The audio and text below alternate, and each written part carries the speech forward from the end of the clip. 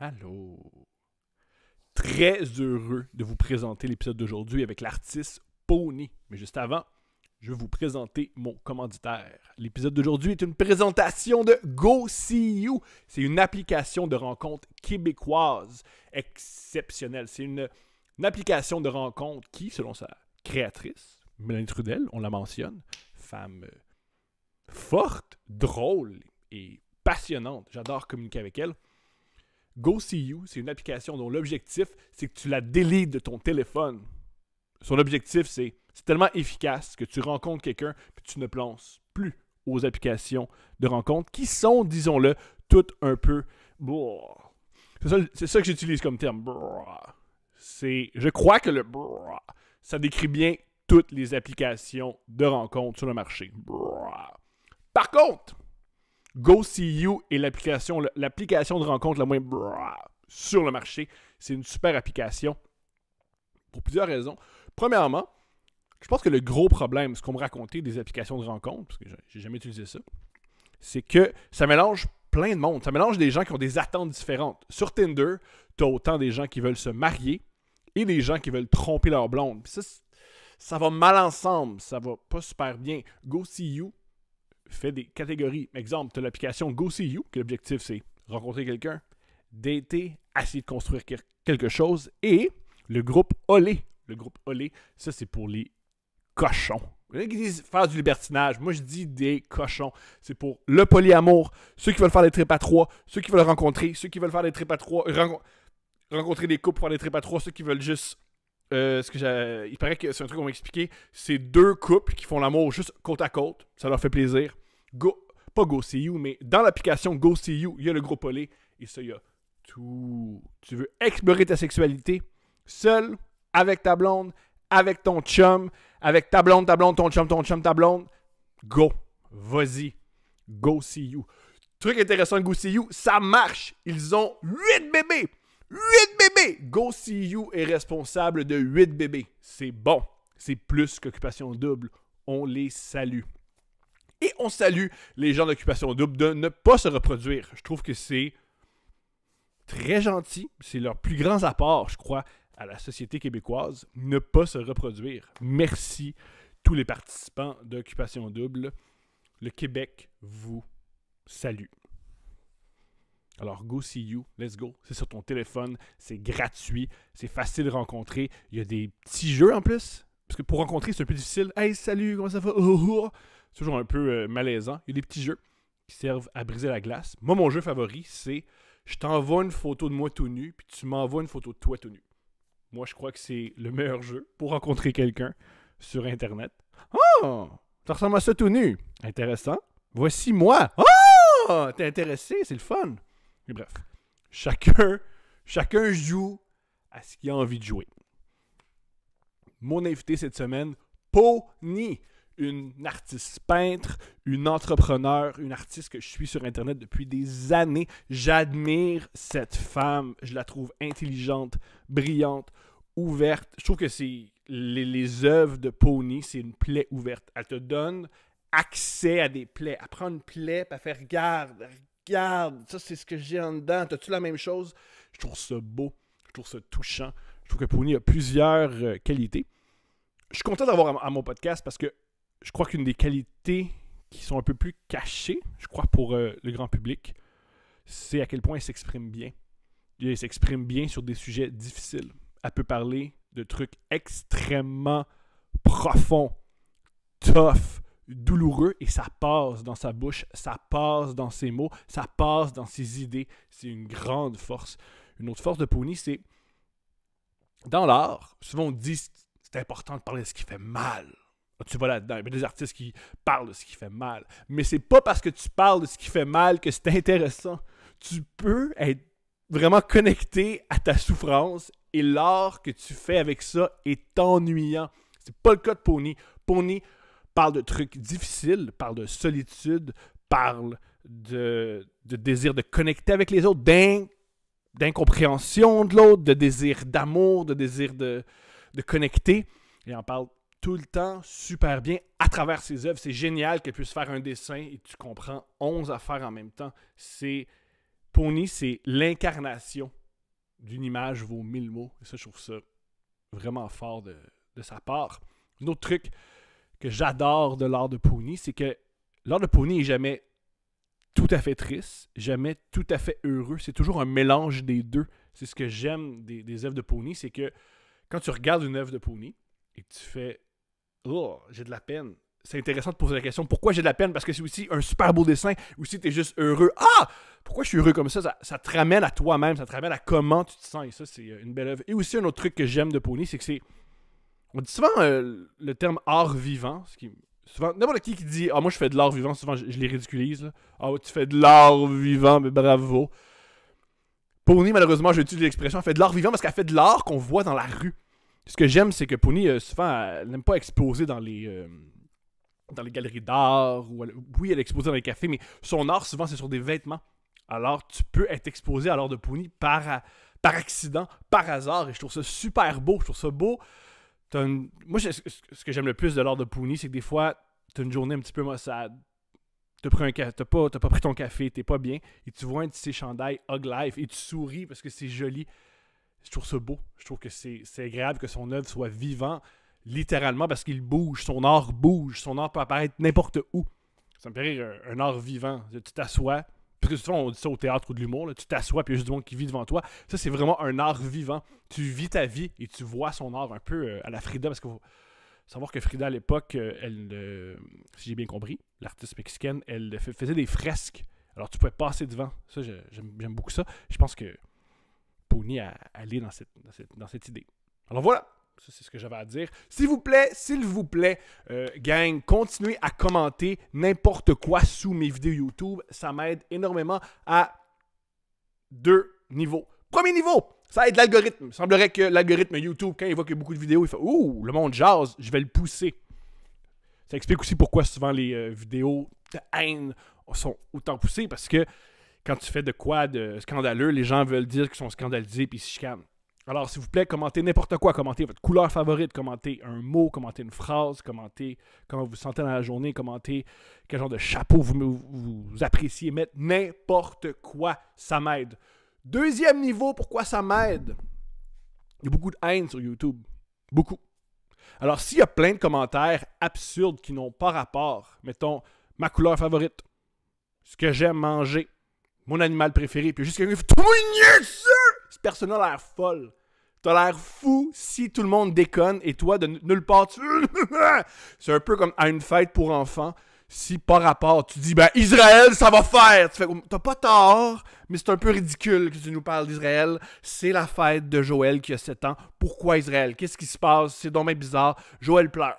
T'as fait pleurer Joël avec le sort des Palestiniens. T'as pas tort! Mais en quoi faire pleurer Joël, ça aide la Palestine? Je sais pas!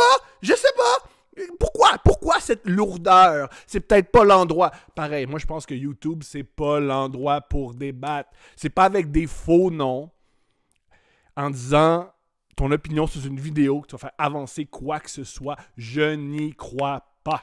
Alors c'est pour ça que je vous encourage à écrire n'importe quoi dans les commentaires. Ça fait en sorte que je m'approprie un peu les commentaires plutôt que YouTube décide de s'approprier les commentaires ou un gars pas bien dans son sous-sol qui vit encore chez sa mère décide de s'approprier mes commentaires.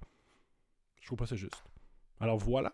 Si vous êtes d'accord avec ma position, commentez. Si vous n'êtes pas d'accord, commentez pourquoi vous n'êtes pas d'accord. Ça va m'aider.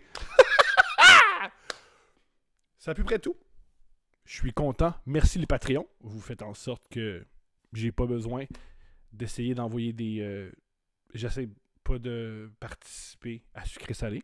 Ça, c'est bon. C'est tellement une grande fleur que vous me faites. J'ai pas à plaire aux gens de sucré-salé.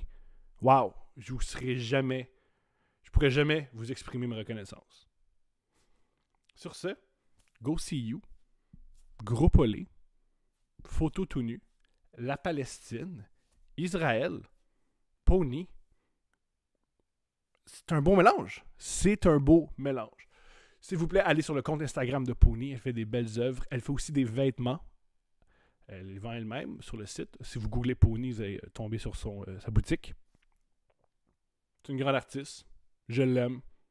Et je vous laisse boire ses paroles. Bon podcast. Oh ouais.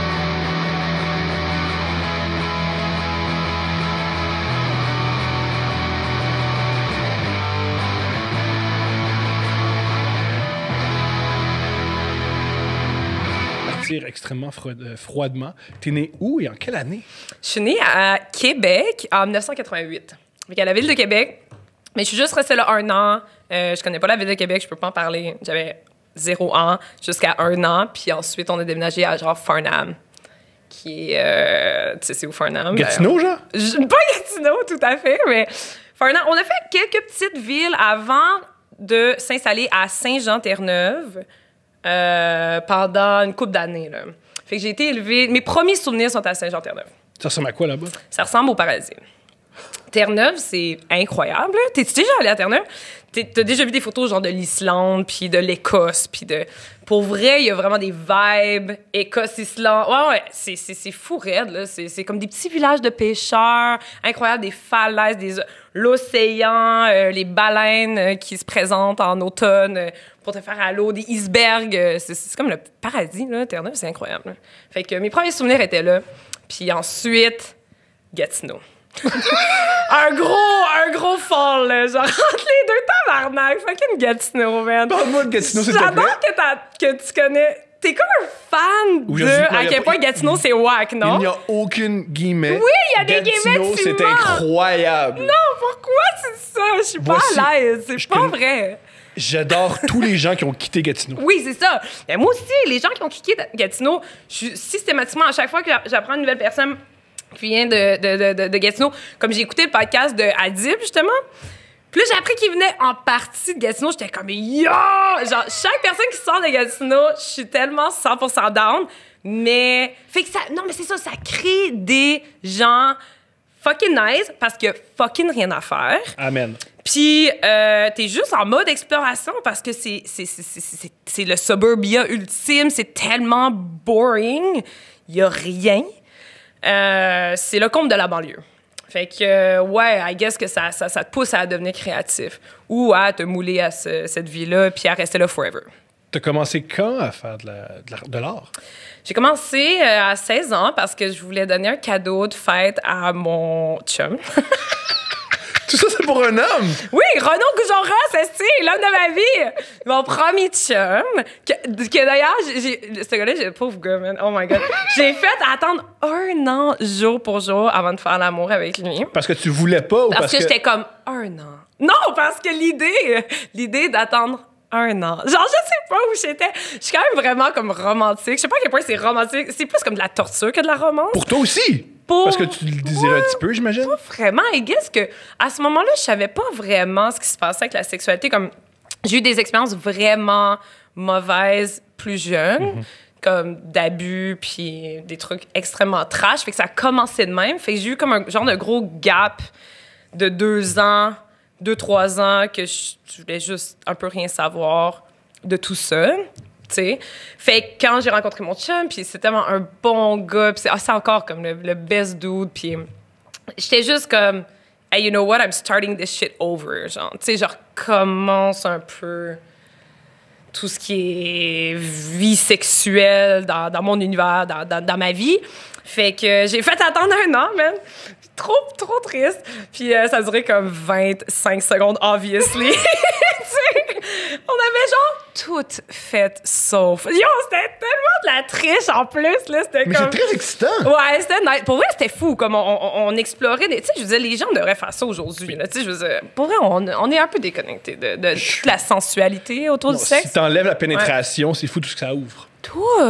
Les caresses, les massages, s'embrasser. Hey, à quel point ça dure pas longtemps. Tu sais, ça durait tellement longtemps. C'était tellement sain.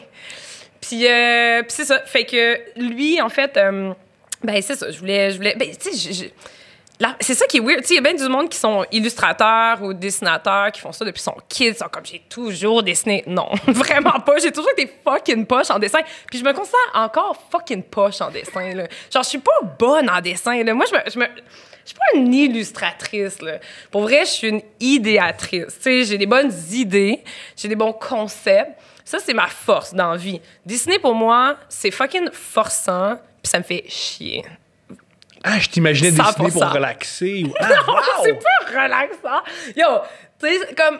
Ce qui est relaxant, c'est extérioriser ses idées, son imaginaire, ce qui prend... What takes a toll on you, genre, au quotidien et tout. Pour moi, de passer à l'acte, de comme dessiner, tu sais, des fois, oui, c'est fun. Comme quand c'est un nouveau médium, c'est le fun, mais je valorise pas vraiment... tu sais, je suis pas une technicienne. Tu sais, il y a des gens, là, ils sont techniciens, ils trippent, ils veulent connaître les nouvelles, les nouveaux trucs qu'ils peuvent faire. Non, ça m'intéresse pas. T'as pas 98 crayons, là, non. toi, là.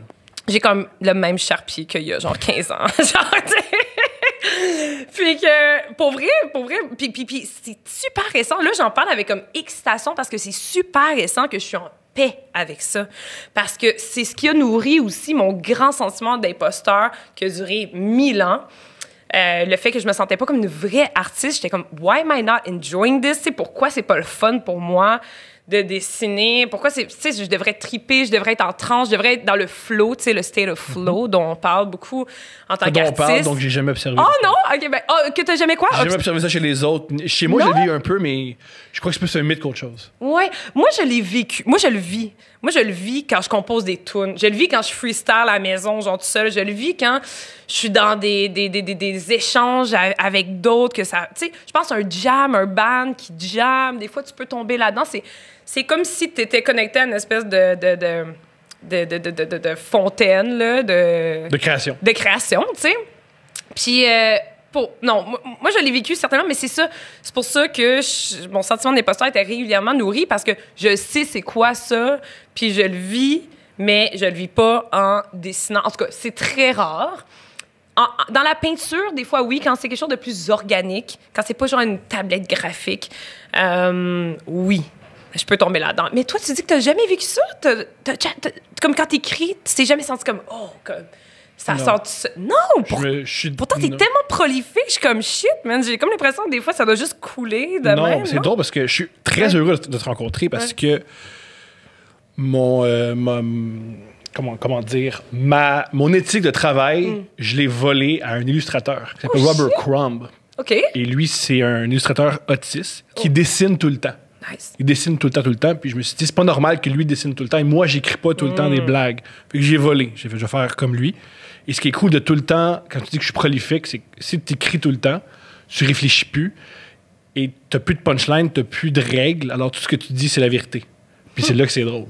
Chris, puis ça paraît dans ce que tu fais. C'est ça le secret. C'est tellement raw. C'est tellement raw. Hey, mais moi, j'ai tellement de respect pour ça, là.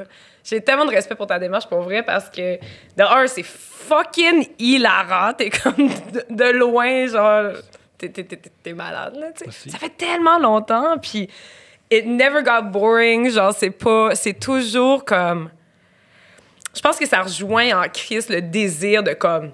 crier des vérités, justement, de tout le monde. Puis c'est comme, ce dude-là le fait pour nous tous, là, tu sais. C'est pas tout le monde qui est à l'aise de juste fucking dire tout, là. Moi non plus. Ouais. C'est pour ça que c'est intéressant. Je sais que c'est intéressant ce que je vais publier quand j'ai peur. Quand t'as peur de perdre des abonnés, puis des amis qui t'écrivent en DM en disant « T'es-tu correct? » Je crois que c'est ça qui est intéressant. Ouais, c'est quand le monde, ils font « Ben voyons, Tom, voyons. » Pour vrai, je suis tellement d'accord avec ça parce que récemment, j'ai juste publié un genre de screenshot de comme toutes les tunes que j'ai comme... J'étais comme... Avec les mains en nom. Ah, t'es smart. Mais pour vrai, no joke, comme je suis convaincue que c'est ça mon vrai talent. Comme la musique, là, c'est pas tant...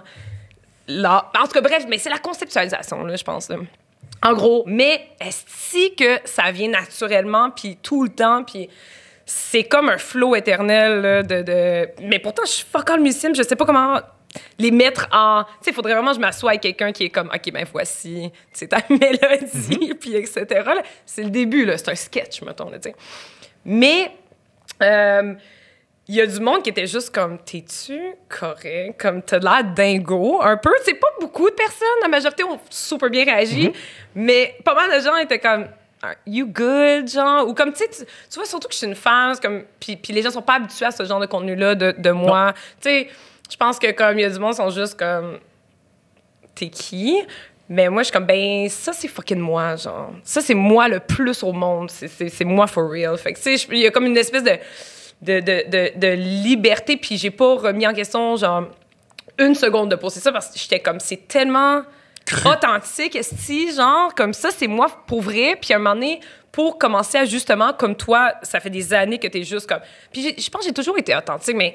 Extrêmement. Mais il y a quand même plein de parties de moi que non, tu sais. Ah, moi aussi. Ben oui, c'est ça, les parties fucked up. Moi aussi, je suis un iceberg. Moi aussi. Sauf que moi, en haut, J'en doute pas, man. c'est juste horrible. J'ai déjà dit à un humoriste, il comptait quelque chose, puis il avait dit, ça, c'est mon bas fond.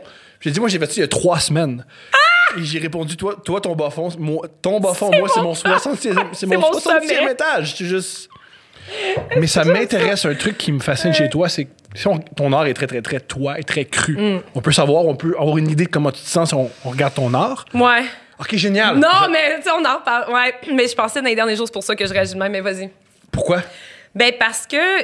Mais pose-moi ta question, puis je vais essayer de me souvenir de ce que j'allais dire. Parce que c'est quand même super important, je pense, ouais, à mentionner.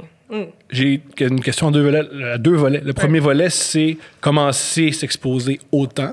Et aussi, commencer à s'exposer autant si c'est pas toi.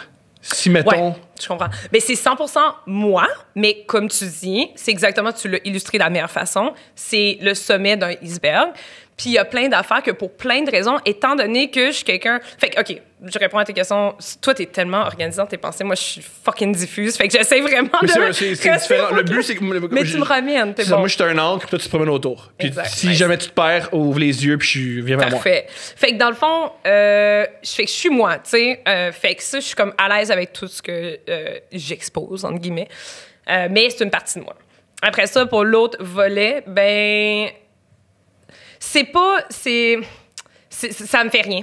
Honnêtement, ça me fait rien. Ça me fait rien de m'exposer comme ça. J'ai toujours été de même. J'étais toujours plus jeune. Je pense que c'était comme une version pas nice de ça, dans le sens que j'étais super à l'aise avec le fait de pas avoir de filtre. Mais à un moment donné, c'est comme ferme ta gueule, genre. Comme pour vrai, comme personne, tu sais, genre les fucking souvenirs Facebook, là, que genre, tu vois, chaque jour, je suis comme ta gueule, genre, tous les fucking jours, j'écrivais des estis de rant, pis tu sais, on savait qu'on était qui dans ce temps-là, fait que tu voyais ça, tu sais, c'est comme ta fucking gueule, même pas tout le monde était intéressé à, genre, ta péripétie, ou ton, je sais pas, man, ta péripétie d'après-midi, qu'on s'en calisse, là, tu sais, c'est genre, c'est tellement, à un moment donné, c'est genre, chill the fuck down, mais je pense que ça venait d'un désir de s'exprimer qui a toujours été vraiment criant. Mais maintenant, je le... T'es plus mature. Ouais, je suis plus mature, c'est et ça. Tu l'as fait. C'est quoi le mot que je cherche? Je le curate mieux, mettons. T'sais. Il y a des trucs que je relis, je suis comme... genre, pour vrai, là. Pour vrai, là. Genre, mais je le supprime pas. C'est comme symbolique parce que, you know what? This is who I am. Mais moi, toi, ce que j'adore d'Internet, ouais. parce que c'est un médium en tant que tel. T'es pas content, monsieur, madame, mais tu te désabonnes, c'est tout. Ben Moi, j'ai des critiques. Moi, tu dis ça. Ben, ne me lis pas. Je suis tellement facile à ne pas voir. Exact.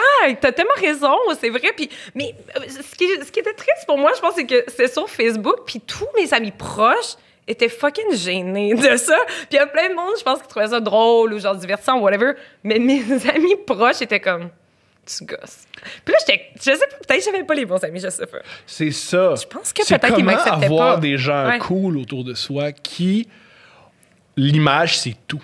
Quand toi, l'image, ben, c'est pas l'affaire la plus importante. Ah, ben ça, c'est une bonne question. Je veux dire, je veux pas définir les gens qui étaient autour de moi à ce moment-là comme des gens qui étaient trop self-conscious, mais je pense que dans la vingtaine, on passe toutes par cette période-là où on est juste vraiment... Moi, j'étais juste en état d'ébriété dans ma vingtaine, fait que je sais pas. En état d'ébriété? J'étais juste en état d'ébriété. Same, mais j'étais aussi dans le désir de plaire plus. Ah, moi aussi, mais j'arrivais pas. J'ai déjà dit à un ami... J'ai dit à un ami, moi, tout ce que je veux, c'est plaire. Puis t'agis comme ça! Mais ça, je vais m'y arriver! Non, mais... Wow! C'est bon! Tu fais là! Non, mais... Why are you like this, then? Il est 2h30, tu bois du vin rouge de dépanneur! À qui tu veux plaire? Personne veut ça! Tu me sens que ta bouteille de l'anneau dans les mains, genre, le fucking tricycle sur la bois de l'eau puis demande aux gens comment tu vas. C'est ça le truc pour plaire. C'est fucking bon. Mais yo, l'affaire, c'est que je pense tu voulais plaire, mais tu t'étais pas prêt à compromettre qui t'étais, tu sais. Ah, je voulais tellement plaire. Moi, je suis beaucoup le... C'était si important pour moi que je bousillais tout. Un peu comme quand j'étais enfant, j'ai fait du ski quelques années. Une fois, j'étais dans le slalom trop vite et t'as le goût de te jeter pour pas te planter. Ouais. Mais moi, c'était souvent ça. J'avais tellement peur de pas réussir à plaire, je gâchais la relation. C'est fou. Comme ça, je suis en contrôle. il m'aime pas. Mais j'étais tout croche, il m'aime pas. C'est pas moi qui aime pas, j'ai tout bousillé. Ah Alors, oui, c'est tellement un mécanisme de défense. Là. Je comprends. La peur du rejet est à la base de toutes ces espèces de mécanismes de défense-là qui sont super tragiques. Le temps qu'on perd de notre vie à essayer de juste cope avec en tout cas, je veux parler pour moi, mais tu sais, t'as parlé de ton père, fait que je me dis, il y a peut-être quelque chose de similaire entre nous deux, mais définitivement, moi, c'est la blessure d'abandon, là, tu sais, le rejet paternel, fait que... Qu'est-ce qui s'est produit? Ben, je viens d'une famille très brisée, un environnement familial très violent, puis ouais, ça m'a endurci fucking jeune. Puis sûrement, tu te sens comme ça aussi. Je veux pas insinuer, mais je sens chez toi, t'es comme un peu, tu sais, une âme. Je sens que t'étais comme plus adulte à un jeune âge que t'aurais dû être, probablement. Tu sais, ça se sent, ces affaires-là. Puis, fait que très, très jeune, j'étais ben trop consciente de ce qui se passait, de tout, mais pas juste, tu sais, l'environnement familial, juste la vie, la mort... le pouvoir, que des gens qui dominent d'autres. Le pouvoir, exactement. Puis les dynamiques sociales, moi, ça marchait pas. J'avais pas d'amis. Puis ça, honnêtement, là, jusqu'à l'âge de genre 16 ans, là, j'avais pas d'amis proches parce que j'étais jamais moi-même. Parce que j'étais tellement alien, puis je voyais bien que si j'étais moi, j'allais jamais fit in. Fait que je faisais juste faire assemblant. Puis quand j'étais jeune, c'était vraiment des shit fucked up, là, comme vraiment des mensonges systématiques. Tous les jours, un moment donné, je savais plus c'était quoi la vérité, c'était quoi les mensonges, parce que je m'étais tellement bâtie. Je voulais même pas être aimée, je voulais juste être normale. C'est ce que je me répétais à tous les jours, juste essayer d'être normale. Je me sentais tellement pas normale, puis toute ma jeunesse, je me suis fait dire, tu sais, cet enfant-là est folle, elle devrait être dans un hôpital psychiatrique, tu sais, j'ai toujours pensé qu'il y avait comme une maladie mentale qui creepait up. Au point où je le croyais, puis je parle d'un âge comme 4, 5, 6, 7, tu sais, comme très jeune âge où j'écrivais des choses sur mon mur de chambre, derrière mon lit, des journées où je faisais des méga crises de panique, mais je pense même pas que c'est des crises de panique, c'est comme... J'avais des phobies existentielles, j'avais une phobie de l'infini, OK? Fait que dès que je commençais à réfléchir à l'infini ou à des concepts comme la mort, mais à un âge vraiment jeune, je tombais dans des... Encore aujourd'hui, je peux pas trop longtemps parler de l'infini, du concept de l'infini. C'est quelque chose qui me freak the fuck out, parce que j'aurais jamais de réponse, puis je suis comme pas à l'aise d'en parler. Fait que, mais quand j'étais jeune, je pensais à ces concepts-là super longtemps, puis je tombais dans des zones... Je pense pas que c'était pas une crise de panique. C'est comme si j'avais pas le contrôle sur mon imaginaire, puis je tombais dans une autre dimension, là, comme je sais pas, mais I lost touch with reality, comme souvent. Parce que j'étais tellement pas rassurée dans mon environnement familial que, hey, c'est légitime, c'est correct, comme à quoi tu penses, what's up, tu sais, tu veux-tu nous en parler? C'était systématiquement comme, non, t'as pas rapport, de quoi tu parles, blablabla, puis t'es folle, que je me faisais tellement pas confiance, puis j'avais pas de repères. J'avais pas de modèle. Parce que d'une part, j'avais le modèle paternel qui me terrifiait, puis j'avais le modèle maternel qui restait avec l'homme terrifiant. Fait que je savais que je pouvais pas y faire confiance parce qu'elle restait là, puis c'est un peu à cause de ça qu'on restait dans la situation dans laquelle on était, tu comprends? Fait que comment... Quand t'as pas de repère, tu deviens ton propre père. Fait que très, très, très jeune, j'ai catché que I'm on my own. Puis c'est de même jusqu'à aujourd'hui, au point où j'ai vraiment j'apprends doucement à avoir des relations, mais no joke, là. Ça fait peut-être comme 2-3 ans que j'ai des vraies relations. C'est pas une joke, là. C'est pas comme léger, c'est pas comme, des fois, je suis mal à l'aise avec les gens. Non, je voyais pas mes amis tout seul. Genre, jusqu'à il y a comme 3 ans. Parce que T'étais toujours en groupe? Non, mais même ça, genre, je veux dire, oui, puis genre, j'étais sa poudre quand j'étais en groupe parce que j'étais pas capable de dire, mais comme des méga problèmes d'intimité au sens large, comme pas sexuel, mais intime, d'être... T'avais pas écouté les Oscars avec des amis tranquilles pendant 3 heures, je comprends. Non, c'est l'affaire la plus angoissante au monde. C'était.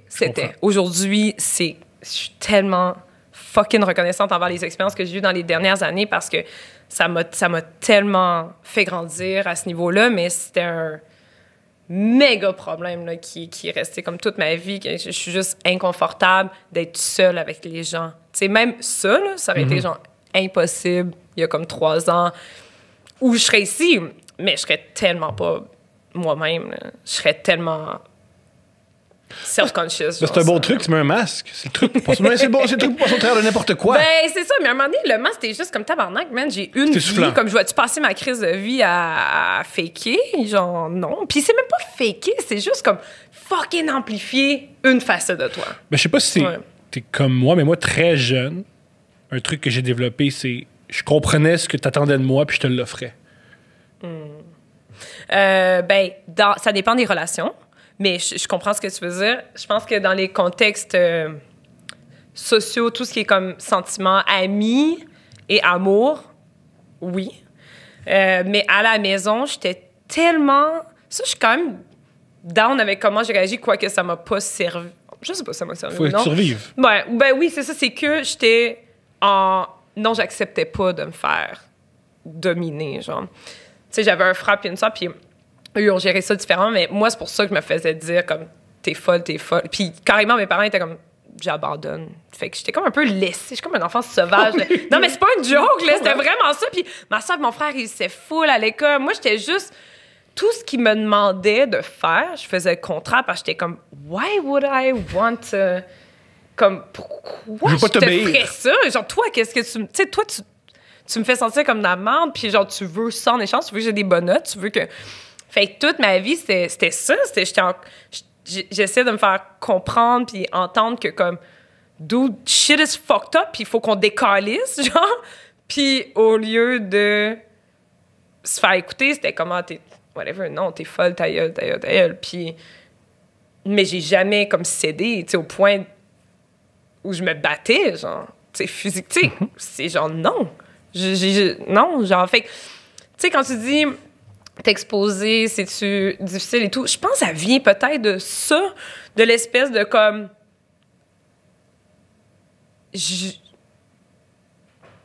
me fais confiance parce que j'ai dû être mon propre père vraiment jeune. Fait qu'il y a une partie de moi qui était longtemps pas confiante du tout, mais disons, c'est plus des trucs superficiels comme l'apparence physique. Tu sais, ça va toujours dans des endroits random pour chacun. Mais moi, c'est beaucoup allé dans l'apparence physique et mon manque de confiance qui affectait ma vie comme énormément. Comme c'était pas un petit complexe, c'était genre pas capable de regarder quelqu'un dans les yeux. Ouais, exactement. Mais je pense que ça vient de là. C'est que je me suis tellement sortie de la merde dans laquelle j'ai baigné à plusieurs reprises que j'ai quelque chose... Je me fais confiance fondamentalement au niveau de mes... T'as un instinct très fort. Ouais. Toi, tu relates ça à ça, toi? Bien sûr. Si je sens pas quelqu'un, 3 ans plus tard, il fait un move bizarre. Le monde bizarre. Puis aussi, j'ai remarqué ça avec les gens... Mais tous ceux qui ont vécu de la violence à la maison, tu spots le monde violent tout de suite. Tu spots tout de suite. Mais toi, ça t'est arrivé d'être quand même attirant vers ces gens-là? Bien sûr! Je te présente ma vingtaine! Hey, fuck, man, j'aimerais ça. Mais quoi? Okay. Tu me trouves dégoûtant? Et tu trouves que je suis pas... Ah, tu vas m'attirer du mal puis voler mon argent? Mais bien sûr! Comment baby? T'as peut-être des maladies mentales et vénériennes? Le seul truc que t'as dit que je trouve très touchant, c'est très contradictoire de dire à un enfant qui est fou. Parce qu'il va devenir fou! Ouais. Si tu veux... Il va pas le devenir, mais il va faire des gestes parce que si tu dis à un enfant, t'es comme ci, t'es comme ci, il va... Mais tu deviens un peu colérique. Bien sûr! Parce que t'es comme... Non. C'est comme ça compute pas avec ce que je vis intérieurement. Si tu dis à quelqu'un, calme-toi, il va élever la voix, il va dire, dis-moi pas me calmer. Mais bien sûr! Exactement, tu sais. Fait que ça a existé complètement. Mais c'est ça, le thing, c'est que j'ai jamais... À part dans des petits moments, puis c'était là mes genres de moments fucked up que je sais même pas encore c'était quoi, mais que... Je disparaissais, là, j'allais ailleurs. Puis j'étais terrifiée de ces moments-là parce que j'avais l'impression d'être en contact avec autre chose. Là. I don't know. Là. C'est quand même fucked up. Là. Je sais même pas c'est quoi. C'est des genres d'expériences out of body type of vibe. Je sais pas c'est quoi. Mais bref, je pense que c'est que je voulais tellement disparaître. Moi, j'étais très suicidaire, là, très jeune. Genre 12 ans, la police était chez nous puis était comme... Non, fais-les pas. Ah oui? Ah ouais, genre toute ma vie. Comment là. tu faisais ça? C'était quoi ton... Ben, c'est plus... Tu sais, j'étais pas plus jeune. Je me suis jamais rendue au moment où j'étais comme, OK, je m'en vais acheter telle drogue sur le marché noir. Non, tu sais. C'était plus comme de l'automutilation qui s'est transformée aussi en trouble alimentaire pendant très longtemps et tout. Mais c'était comme... Je me sentais trapped depuis comme... Ouais, pendant... Hey, je pense que j'ai été suicidaire, genre, no fucking joke, là, comme... Peut-être genre le tiers de ma vie, le 2 tiers de ma vie, comme... C'est fucked up! Je pense pour ça que maintenant, je suis tellement fucking heureuse, puis je veux tellement pas mourir, puis ça s'est transformé en hypocondrie. Maintenant, j'ai peur de tout ce qui pourrait me tuer, parce que pour la première fois de ma vie, je veux vivre, genre. Et là, je suis fucking hypocondriaque, je suis comme, non, comme pas un cancer du sein, puis genre, fuck, j'ai comme telle affaire sur mon genou, genre, je suis dead, genre. Puis, mais maintenant, c'est comme l'opposé, là. Maintenant, c'est comme, aïe, aïe, man. C'est pour ça, même en pandémie, tout, esti que je suis grateful, puis esti que je suis fucking heureuse d'être en vie. Là. Moi, je suis correcte. Là. Je suis correcte, là, genre, for real. Là. Genre, je pourrais fourrer plus, là. Mais je suis correcte, genre, you know? Puis aussi, tu sais, les gens qui... Ça paraît aussi, les gens qui ont jamais eu vraiment à dealer avec des shit dans leur vie. Là, en pandémie, t'es comme, you good? Genre comme, oh, je suis au bord du précipice. T'es comme... Ouais, t'es sûr, parce qu'on dirait que t'as quand même pas mal de liberté. Là. Ouais, tu peux pas voir tes chums, mais genre, tout le reste, c'est pas si correct, là, genre, tu comprends? Je dis pas, je veux pas banaliser, bien là. Sûr, bien sûr. Ben, mon ami libanais, ses parents, ils disent « Ah, c'est notre deuxième confinement, sauf que là, Israël nous bombarde pas. » Ouais, c'est tellement bon! Que lui, ses parents, c'est comme « Hey, moi, là... » on va à l'épicerie, mais on sait que l'épicerie va pas s'écrouler sur nos têtes. C'est bien. C'est ça. C'est correct. On est good. On est good. Mais non, mais c'est ça. Puis, tu sais, moi, je viens j'ai ces traumas-là en moi aussi. Tu sais, ma mère est palestinienne. Merci. Tu sais. Fait que, tu sais, j'ai ces traumas-là. Ma mère, c'est une orpheline qui a vécu l'enfer, tu sais, toute sa vie. Puis tout. Ces traumas-là, ils sont génétiques, hein, en passant. On va y revenir à la génétique. Une question que j'ai toujours voulu poser parce que j'ai déjà lu je veux dire un essai philosophique, c'est faux. J'ai lu un titre sur Reddit d'un essai philosophique que je n'ai jamais lu. J'adore. J'ai pas lu l'essai, pour faire à croire que je passe beaucoup plus de temps à regarder le football américain que lire des essais philosophiques. Mais en gros, il semblerait que les enfants des Juifs qui ont survécu la Shoah n'osaient pas dire à leurs parents qu'il y avait des problèmes parce qu'ils n'auront aucun problème qui est aussi gros que la Shoah. Ouais. Est-ce que tu as senti la même chose d'avoir une mère qui a vécu pas mal une des pires situations géographiques, politiques du monde? Absolument. Ça me gêne de dire que non, j'ai pas vécu ça parce que j'étais tellement en conflit intérieur par rapport à ça, justement, parce que j'étais parfaitement consciente que ma mère, non seulement elle avait vécu de la calice de merde toute sa vie, mais puis elle la vivait encore, puis c'était genre TikTok, tabarnak, genre t'as comme 40, 45, whatever, un moment donné, c'est genre, OK, c'est long, là, genre de merde, là, dans une vie, là, tu sais. Mais d'une autre part, ce que moi, je vivais à la maison était tellement de la calice de merde aussi que j'ai voulu, comme j'essayais là, par moment, tu sais, de la protéger. Mais je pense que c'était de là que ça venait. J'étais tellement en conflit avec mon père. Tu sais, je voulais tellement... J'avais l'impression qu'il fallait que je protège tout le monde parce que j'avais l'impression que personne ne catchait ce qui se passait. Tout le monde... Personne ne réagissait, personne ne faisait rien. Fait je pense que c'est de cette façon-là que j'essayais de la protéger, comme en essayant de comme push my dad away, genre, puis essayer de s'arranger pour qu'il disparaisse. T'sais. Pour vrai, c'était au point où, genre, à Noël, un moment donné, quand j'avais 10 ans, là, en tout cas, ça, c'est une grosse affaire. Mettons, OK, mais je peux finir de parler de ça, là, mais par rapport à ça, fait que je pense que c'est de cette façon-là que j'essaie de la protéger, mais maintenant, dans notre relation, je pense que, ben, pas juste maintenant, mais mettons depuis quelques années, à l'âge adulte, genre mi-vingtaine jusqu'à maintenant, là, genre, je prends bien soin de ma mère parce que moi, j'ai réglé mes traumas. Tu sais, parce que moi, je suis en paix intérieure, genre. Depuis, mettons, l'âge de 22, 23 ans, là, depuis cet âge-là, j'ai fait la paix. Je suis plus en colère. Je suis... Vraiment, le pardon est fait. Je suis bien. Puis ça m'a pris jusqu'à... Tu sais, ça prend du temps en tabarnak, par exemple, mais genre, fait que jusqu'à 23 ans, puis là, je suis en paix, puis je suis en mesure de, comme, être complètement là pour les autres, tu sais. Ouais, je pense que c'était pas... Plus jeune, j'avais pas la capacité... Qu'est-ce qui s'est passé à Noël à 10 ans? À Noël à 10 ans, c'est que j'avais des doutes que mon père trompait ma mère, OK? Puis il y avait genre un bureau en bas qu'on pouvait pas... On pouvait pas aller dans le bureau. Mon père était comme... Va pas dans le bureau, puis... Un homme violent contrôlant, qui récupère. Non, mais ça va ensemble, non, mais c'est parce que je me suis dit, genre... C'est parce que tout ça, là, à quel point, genre, je dis plein d'affaires, là, depuis tantôt... C'est que je suis arrivée, tu sais, comment on est introspectif là, depuis la pandémie, mais comme plus qu'avant encore, parce qu'on a encore plus de fucking temps pour penser à nos estis d'affaires, là, comme si on avait besoin de ça, d'être plus centré sur nous-mêmes. Là.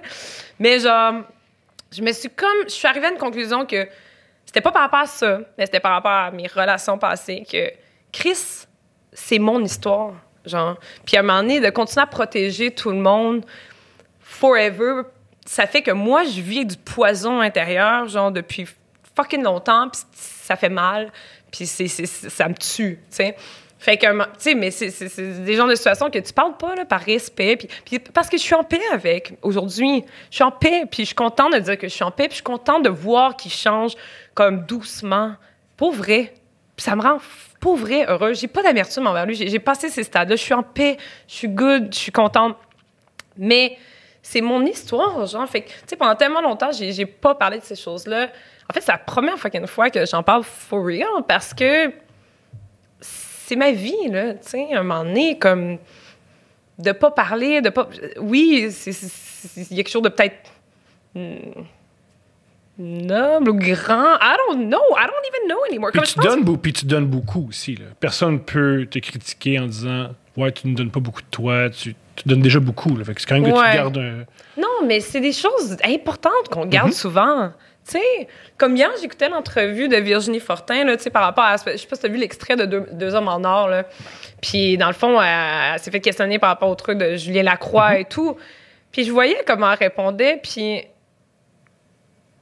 Et comme... À un moment donné, elle riait tellement qu'elle était comme gênée / inconfortable, puis c'est juste comme... Il en reste-tu des gens à ôter, tu sais, il en reste-tu, puis il est comme... Eh oui, mais c'est pas à moi de le dire, blablabla. Mais c'est ça, tous ces secrets sombres-là, comme pas le fun, puis lourd à porter, puis... Hey, à un moment donné, ça fucking suffit, c'est parce que c'est tellement des no-win situations, où comme, si tu dénonces, mettons... Puis là, on parle de... Je vais dans plusieurs directions, mais ça revient à la même affaire. C'est comme tes expériences fucking bad dans la vie. Si tu le dis... ben, t'affectes comme l'autre personne, puis c'est fucking dramatique, puis la personne peut possiblement perdre tout, puis vivre avec une humiliation publique, puis whatever, puis toi, tu vis avec la culpabilité de dénoncer cette personne-là.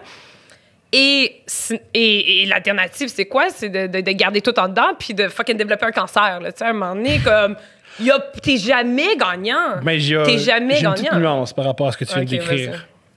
Dans ce cas-ci, ce que j'aime pas, c'est que les deux personnes ou la personne qui pose la question sont au courant.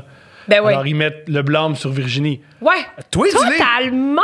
C'est là que j'aime pas. J'ai tellement filé ça aussi. Ben oui, tu le sais, Chris. Ben oui, Chris. Toi, dis-le. Puis en parler, c'est comme dude. Tu sais que comme fucking, il y a sûrement comme 35 personnes que tu connais là, en temps réel. Ben oui. Là, t'en parles comme en mode entrevue choc. Puis c'est comme... Ta gueule, man! Pourquoi tu mets le spotlight sur elle, man? Pourquoi tu mets cette pression-là? C'est Hey, je suis tellement d'accord avec toi. J'ai trouvé que c'était dans la calice de mort. Puis les artistes qui sont prêts à en parler, vous les invites pas. Parce que, ben, ça peut créer un malaise. Fait que, moi, j'en veux beaucoup, la télévision, là, pour en avoir fait beaucoup. Voici la contradiction de la télévision. On veut des... Ils s'assurent d'inviter des gens qui veulent pas parler. Puis là, leur dire pourquoi tu parles pas. Mais si t'invites des gens qui veulent parler, tu leur donnes pas le micro. Alors, c'est un cercle niaiseux. T'as tellement raison. C'est vrai. Puis là, t'as comme la petite... Ça fait 2 entrevues que je vois de même, comme Sarah-Jeanne Labrosse qui a été cornered, à tout le monde en parle.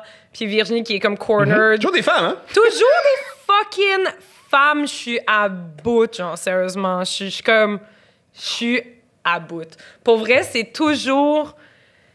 entre nos mains, puis quand on agit, ça surveille qu'on nous, puis c'est comme fucking responsabilisez-vous, comme je suis tannée. Puis pour vrai, c'est genre à chaque fois qu'il y a une nouvelle vague, là, MeToo, ou à chaque fois qu'en privé, quelqu'un te raconte, tout remonte. Puis l'envie de faire des moves remonte, puis si que c'est de la fucking mad, man. Comme, une des choses que j'ai trouvées pour comme m'aider puis apaiser cette espèce de comme colère intérieure là, par rapport à tout ça, tu sais, c'est de lire puis de m'informer. C'est la même chose qui m'apaise par rapport à l'hypocondrie. C'est de vraiment rationaliser tout puis essayer de comprendre. Puis après, ça aide pas pantoute, là, mais ça apaise peut-être, là, tu sais, ça aide un peu. Mais de lire à propos, tu sais, des pervers narcissiques, de lire à propos des... Juste de s'informer comme... On sait tout. On en a de l'information. Un moment donné, il y a des bouts. Il y a comme Google, un c'est bon. Google, c'est pas juste pour trouver des... Mais non, of course, tu sais, mais à un moment donné, de comme comprendre les patterns, puis de comprendre... Puis ça excuse rien, Steve. Chris, ça excuse rien, mais c'est que ça apaise, c'est que tu vois les patterns partout, puis tu sais... Mais c'est un fucking enfer, sérieusement. Comme si tout sortait, là, pour vrai... Dans l'œil public, il y aurait comme 20% de doutes. Genre, moi, comme il y aurait plus de gars. Un truc. Je suis triste de ça. Que je trouve. Moi, je crois pas qu'il y ait autant de violeurs. Là. C'est un truc différent. C'est sûr. Moi, je pense que le gros problème, c'est que. On donne. La célébrité, c'est un pouvoir. Oui.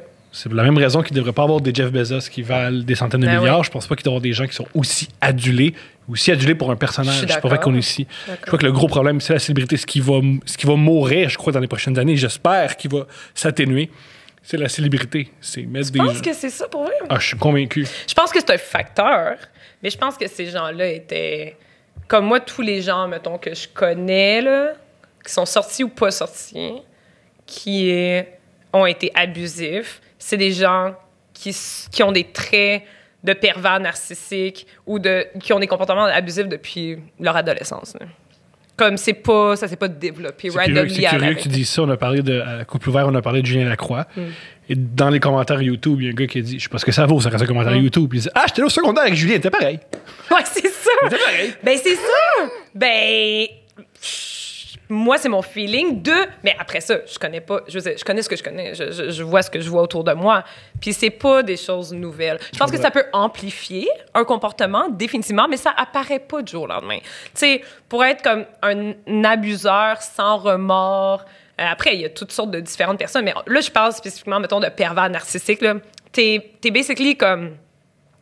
né pervers narcissique parce que ça se passe pas dans ton enfance. Tu deviens un pervers narcissique dans ton enfance à cause des comportements de tes parents parce que soit qu'ils t'adulent trop ou soit qu'ils t'adulent pas ou soit que c'est un gros clash entre les deux ou puis la majorité du temps, 60% du temps en fait, t'as un des deux parents qui est pervers narcissique aussi. Fait que c'est un peu depuis forever, tu sais, des mégalomanes là, ça fait longtemps qu'ils sont de même. Là. Fait que ces gens-là, moi, j'amènerais la théorie que c'est ces gens-là qui se ramassent souvent dans des situations de célébrité. Et c'est pour ça que, tu sais, c'est entre 2 et 6% de la population, mettons, des pervers narcissiques. Là. Puis, mettons, quand tu regardes comme, qui est famous là, dans la ville de Montréal, ouais, ben, tu sais, ça, la proportion des gens célèbres, là-dedans, en tout cas, le pourcentage de pervers narcissiques est beaucoup plus grand que dans une proportion... Si tout sort, plein d'hommes vont tomber parce que... oui, parce qu'ils se ramassent dans ces situations-là de politique, de pouvoir politique. Ils sont bons dans ce milieu-là, c'est vrai. Ben oui, ils sont bons pour se faire... c'est des gourous, c'est comme ils sont bons pour attirer les gens, pour amadouer, pour séduire, puis pour détruire aussi. C'est vrai, détruire. C'est vrai. Ouais, ben... C'est mon... Mais je trouve que c'est un sujet important, puis ça me décalisse qu'on n'a tellement pas fini d'en parler, là. Je sais pas combien d'autres vagues il va y avoir. Puis, je pense pas que tout devrait être mis au même niveau, là, tu sais, tu comprends? Bien sûr. Of course. Comme tous les crimes, tous les crimes sont pareils. Ben oui, of course. Puis, Chris, je veux dire, moi j'ai déjà été dingo dans ma vie, là, tu sais, j'ai jamais été abusive, là, pas à ce que je sache, là, je serais ouverte à en parler, mais genre, à me faire approcher par rapport à ça, mais, tu sais, je me... Tu sais... Fait que des choses... ça me fait chier. Ce sujet, il est vraiment difficile. Il est extrêmement difficile parce qu'il y a des conséquences. Ouais. Il est difficile parce que il rejoint des trucs extrêmement sensibles. La justice, l'image, le gang-pain de quelqu'un, son métier, l'intimité. Ouais. C'est des choses extrêmement nuancées. Vraiment. Et les médias, c'est pas bon pour la nuance. Non, absolument pas. Ben non, c'est les headlines. Je veux dire, encore là, le segment à Virginie, c'est quand même 2 gars qui ont dit « Hey, t'as 4 minutes pour parler de violence, de justice, de maladies mentales, d'alcoolisme, de plein de choses. T'as 4 minutes. Puis après, on va te poser une question. Ramasser, C'est ramassé. Ben non, mais elle s'est faite comme... C'était comme... Genre... Tout ça one shot. Puis... Non, mais c'est ça. Ce que je trouve curieux, c'est que, mettons, un homme comme Jonathan Roberge, il est venu dans mon podcast, il y a un discours là-dessus. On va pas l'inviter à des trucs pour lui poser la question. Il y a un discours là-dessus qui est intéressant. Mais on va demander à Virginie. Et moi, je crois aussi, c'est un truc que je répète souvent, ça vaut ce que ça vaut. On demande toujours à des gens qu'on domine physiquement. Comme on ne demande pas à Jonathan Roberge des questions comme ça, parce que le gars qui est tatoué, mesure 200 livres, 5 pieds 11, si il se fâche après toi, il va te l'expliquer. Virginie, t'es tout le temps en situation de domination. Tu restes, c'est ton plateau, t'es 2 gars. Faut que tu viennes ton show. Tu vendes ton show. C'est à mon avis, c'est pas égaux. Je suis d'accord, définitivement. Comme je crois qu'en ce moment, on n'est pas égaux. Je peux pas. Parce que je te ramasserais physiquement, là? 1, parce que Nico est de ton bord aussi, vous êtes 2. Parce que Nico, c'est clair, est de ton bord. Puis aussi, c'est. Cool. Je veux dire, ça reste. C'est moi qui ai les caméras, je peux jouer avec le montage. Tu peux dire, Tom, comment il va jouer avec ça? Oui, absolument. Ouais, t'as raison. C'est un gros thing, man. Mais. Avoue que t'as été surpris, tu sais. Avoue que t'es surpris. Ben, peut-être pas surpris, mais à chaque fois qu'il y a ces vagues-là de dénonciation, puis t'écoutes, tous tes amis commencent à parler, parce que là, tout le monde est comme se sent plus à l'aise de parler de leur histoire. Puis t'es juste comme, tabarnak, j'ai su une amie qui a pas vécu de l'abus, genre. Ah, ça c'est ça. Ça, c'est quelque chose avec lequel j'ai... Ça fait longtemps que j'ai compris. La majorité des femmes ont vécu de l'abus. À un degré différent. Ouais, un degré, non. Ce qui, moi, m'a beaucoup, beaucoup fait de peine par rapport... C'est... Un truc qu'on m'a exprimé, c'est que dans les clubs, dans les clubs d'humour, c'est très difficile d'être un humoriste pas blanc. Parce que les humoristes blancs puissants, dès qu'ils sont un peu sous, ils te font des jokes racistes puis ils te font sentir mal. Ça m'a fait mal. Ça, je savais pas que ça existait. Wow. Ça, je savais pas parce que moi, j'ai toujours été avec plein de Maghrébins, mais je peux pas faire de jokes racistes parce qu'ils étaient 4. Dominique physiquement, encore une fois, Dominique physiquement. C'est incroyable. Yo, Zidane, meilleur gars. Zidane, il devrait être président du monde. Je savais quoi dire. Dis rien contre Zidane, le soccer, c'est la même. On dit football, bien sûr, parce que j'étais en situation de... J'adore ça. Ouais. Mais ce qu'on m'a exprimé, c'est que les plus jeunes, entre les 20 et 24, il y a des vedettes qui permettaient de leur piler sur la tête. Un peu comme beaucoup de femmes se font dire, tu sais, la prochaine, c'est une femme, mais elle a une belle bouche. Ouais, c'est ça. Moi, j'ai jamais observé ça. Mais j'ai beaucoup plus observé. Peut-être parce qu'ils le font pas devant moi, mais je suis weird. Là. Et c'est par rapport à mes amis humoristes non blancs. Ah, man, j'étais. Tout un monde, hein. Je suis comme. Le monde de l'humour, ça va particulier parce que c'est tout petit, puis vous connaissez tout, puis vous vous croisez tout le temps. Qui est, à mon avis, exceptionnel. C'est ce qui est vraiment génial. Ça, c'est vraiment cool que... Une fois, j'en parlais à un ami. C'est vraiment cool que j'ai une histoire avec Louis-José Hood. Ouais, c'est ça. En musique, il n'y a pas ça. En musique, Paul Piché n'a jamais chillé avec À la Claire ou n'importe quel groupe. Généralement, c'est plus... Nous, ils font des chants déjà vus sur scène. Ce qui est très... C'est fou! Ouais. Non, mais c'est ça, c'est très petit, puis c'est... Mais c'est une communauté, c'est ça, c'est fait que... I guess que aussi... Ouais, non seulement tu vis des choses, vous vivez toutes des choses en parallèle ou ensemble, mais il y a aussi, quand les affaires qui savent, ben ils savent, là, puis c'est ça, puis il y a des rumeurs, I guess, ouais. Mais dans le monde de la musique, c'est que c'est plus segmenté, tu vas avoir comme, le monde du rap, puis après ça, c'est quand même segmenté au niveau de... Il y a des classes aussi. Je veux dire, Marie-Mé va jamais faire le même concert que Chocolat. Ouais. Ça va jamais arriver. C'est fou que tu parles de Chocolat. Je trouve ça cool. J'adore Chocolat. C'est comme mon band préf, mais ça n'existe pas depuis genre un bon 10 ans. Oh non, c'est vrai, c'est revenu! 2 ans. Ils ont fait un album Jazz Engagé. Superbe album. Oui. Non, mais t'as raison, c'est vrai, c'est juste que... Ouais, c'est vrai, ils sont revenus pour un album, mais oui, Chocolat, c'est incroyable. Je pense que c'est la différence fondamentale entre les humoristes et les autres. Les autres médiums. Ouais. Xavier Dolan, j'ai jamais touché avec ça. Je suis contente de ne pas faire partie. Je suis contente et triste, mais je veux dire, je suis vraiment. Qu'est-ce que c'est? T'as pas de gang. J'ai pas de gang. Ouais, ben je pourrais dans le milieu des arts visuels. Il y a un milieu en esti, là, je connais, je sais c'est quoi, puis il est là. Je connais les gens, mais j'ai dit non à ce milieu-là. J'ai dit non parce que, ben dans un, j'ai toujours été... Mes amis, c'est des musiciens.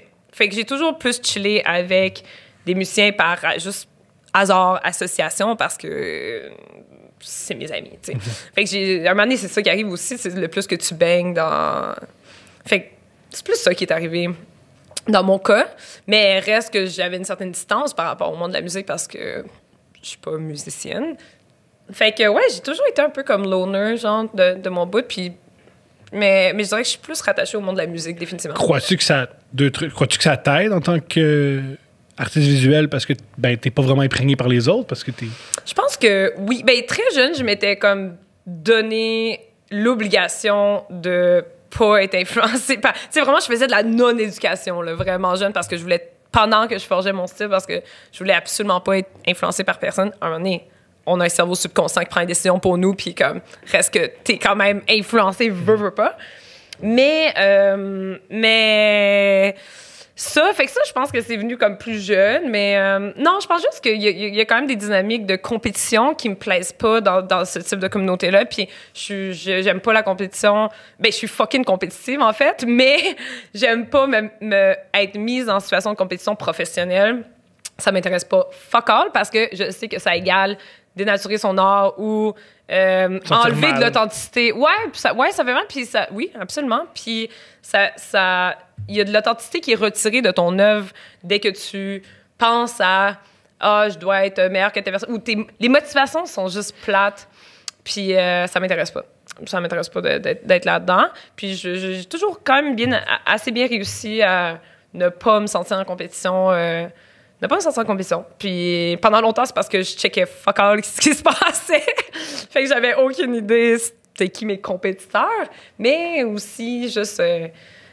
I don't know. Je tiens vraiment à pas dénaturer mon process créatif. C'est tellement l'affaire la plus importante pour moi. Je veux juste vraiment rester le plus authentique possible. Et ces dynamiques-là de compétition altèrent, je crois, le process créatif. C'est quoi ton processus? C'est réfléchir à des concepts, écrire des concepts. C'est vraiment ça. 95% du temps, c'est juste... mettons, le process, c'est 100%. Là, 95%, c'est écrire. Écrire des concepts, écrire des idées, écrire des affaires. Puis 5%, c'est comme le faire. Ouais. Ah, t'écris beaucoup, j'aurais jamais... J'écris pas comme... Ah! Je sais pourquoi c'est ça, parce que je fais tout le temps des fautes. Non, pas du tout. Non. OK, non, mais c'est parce que tu sais, souvent, tu m'écrivais comme bonjour, il y a une fois, j'étais comme tabarnak. Mais j'adore quand les gens font ça. Mais c'est pourquoi je fais ça? Parce que tu t'exprimes extrêmement bien. Ça serait dommage que quelqu'un t'accorde pas de la crédibilité parce qu'il y a une faute d'accord. Ah, c'est tellement smart. C'est parce que t'écris bien. La force, c'est que je trouve que t'écris hyper bien, mais tu connais juste pas quelques règles. C'est vrai. Mais c'est tout, mais t'écris bien. Tu comprends bien le rythme, tu comprends bien le choix des mots. T'écris. C'est un peu comme, mettons, comment expliquer? C'est comme un super metteur en scène. Ouais. Il y a tout. Ouais. Mais c'est juste que sa lampe est mal placée. Ben oui. C'est tout. C'est minuscule. Mais je suis contente que tu me l'expliques comme ça. Puis hier, ça m'est arrivé encore une fois, une des recherchistes du show qu'on a comme sorti. Puis là, j'ai écrit un mini texte. Mais tu sais, en plus, c'est que en tout cas, bref, elle m'a highlighté deux fautes. Puis je suis contente parce que, of course, c'est pas... ça me touche, pas ça me touche pas, mais ça me confronte pas. Je veux dire, c'est gênant sur le coup, mais ça me confronte. C'est se faire dire, je vois ton mamelon. C'est ça, une faute. Oui, c'est vrai, t'as raison. C'est moi, t'es comme ça. Quelqu'un dit, on voit ton mamelon, on se tabarre. C'est ça, ça veut dire qu'on a une faute. C'est vrai que c'est ça. C'est ça qui est... un bon exemple. Mais non, Parce que personne veut cette faute. C'est ça qui est particulier d'une faute de français, c'est que tu voulais pas. Mais non, of course, tu voulais pas. Puis c'est des affaires qui sont un peu plus tough à corriger avec le temps. Mais non, j'écris pas comme j'écris pas. J'ai jamais tenu de journal. J'écris un peu plus depuis comme 4 mois. Parce que j'ai toujours senti que... Puis là, je réalise, en checkant des maudits souvenirs Facebook, là, que dans le fond, j'écris tout le temps, tu sais. Tu comprends? C'est une façon, là, tu sais, c'est un peu un journal. T'es une pamphlétiste. T'écris des pamphlets. Ouais, c'est vrai, c'est donc bon, ça. Mais c'est vrai, complètement. Puis j'ai comme réalisé, je suis comme, shit, man, je pense que c'est l'écriture que j'aime. Puis même, j'ai pensé à toi parce que j'étais comme, Chris, genre... Tu sais, je tripe bien plus. Mettons, je me suis abonnée à Masterclass. Puis... je serais bien plus à écouter une classe de Judd Apatow que de fucking... Tu vois, je peux même pas te nommer un fucking artiste visuel, genre. Non, mais... Moi, en humour, je suis pareil. Ça m'intéresse pas. J'ai des humoristes qui font... Moi, j'ai les Comedy Bible, j'ai écouté Judd Apatow, j'ai Jerry Seinfeld. Non, écoute des historiens. Écoute quelque chose qui va nourrir ta comédie. Parce que si tu fais de la comédie auto-référentielle à la comédie, qu'est-ce que tu dis? Qu'est-ce que tu dis, puis qu'est-ce que tu inventes, là, tu sais, à un moment donné. Là, parce que, tu sais, moi, ce que j'aime de ton art, c'est que c'est pas référentiel à l'art, c'est référentiel au hip-hop. Excuse-moi de dire hip-hop comme si j'étais un vieil homme de 46 ans. C'est référentiel à comment tu te sens. C'est beaucoup plus intéressant que... C'est pas à quel point le dessin est joli, parce que quelqu'un peut, de 16 ans, peut redessiner comme tu dessines. Wow. Quelqu'un peut pas... Ouch! Non, mais... C'est une joke, je suis fucking d'accord. Je suis fucking d'accord, je suis tellement d'accord. C'est l'idée derrière. C'est l'idée derrière qui est difficile. Oui, c'est un peu comme quand une chanteuse qui fait... chante pareil. Il y a du monde au karaoké qui chante pareil, ce qui est top de savoir les intonations. Il y a des techniciens puis il y a des artistes. Puis des fois, t'es les deux. Gars, comme Kurt Cobain, t'écoutes sa tune, c'est simple. Penser à la tune, fucking compliqué. Exact. Mais pour apprendre à jouer de la guitare, t'apprends les tunes de Nirvana. Ouais, absolument. T'as raison. Je suis bien d'accord avec toi. Je pense que c'est... Ouais, effectivement. Je me suis rattrapé en disant « T'es Kurt Cobain! » Je sais! J'étais comme « Merci! » C'est tellement... Yo, tu me manipules, Je t'amène ici. Pour un instant, j'y ai cru. Non, mais je te filme. Mais t'as de quoi comme Kurt Cobain? T'es très dans l'enfance. Suicidaire. T'es très... Oui, bien, mais tu l'es, bien sûr. Mais ça joue. Mais non, mais là, plus maintenant. Mais ça joue. Quand tu vas jouer dans tes émotions, c'est là quand même. Mais oui, déprimé comme Kurt Cobain. Drug addict. That's it. Ouais, puis t'as des Courtney Love. Relation difficile. Parlons de la dope, parce que c'est mon sujet favori. Oui, parlons de coke. Parlons de coke. Quand t'as commencé à faire de la coke, comment? Comment j'ai arrêté? Quand t'as commencé. Ah, comment j'ai commencé? Ça, c'est pas... Hey, man, je peux pas dire ça. Ah, OK. Je vais pas dire. J'étais chez une chanteuse connue à l'âge de 18 ans parce que je fréquentais le guitariste dans son groupe. Let's go. Puis on était dans sa maison fucking trop de luxe à Québec. Puis tout le monde faisait de la poudre.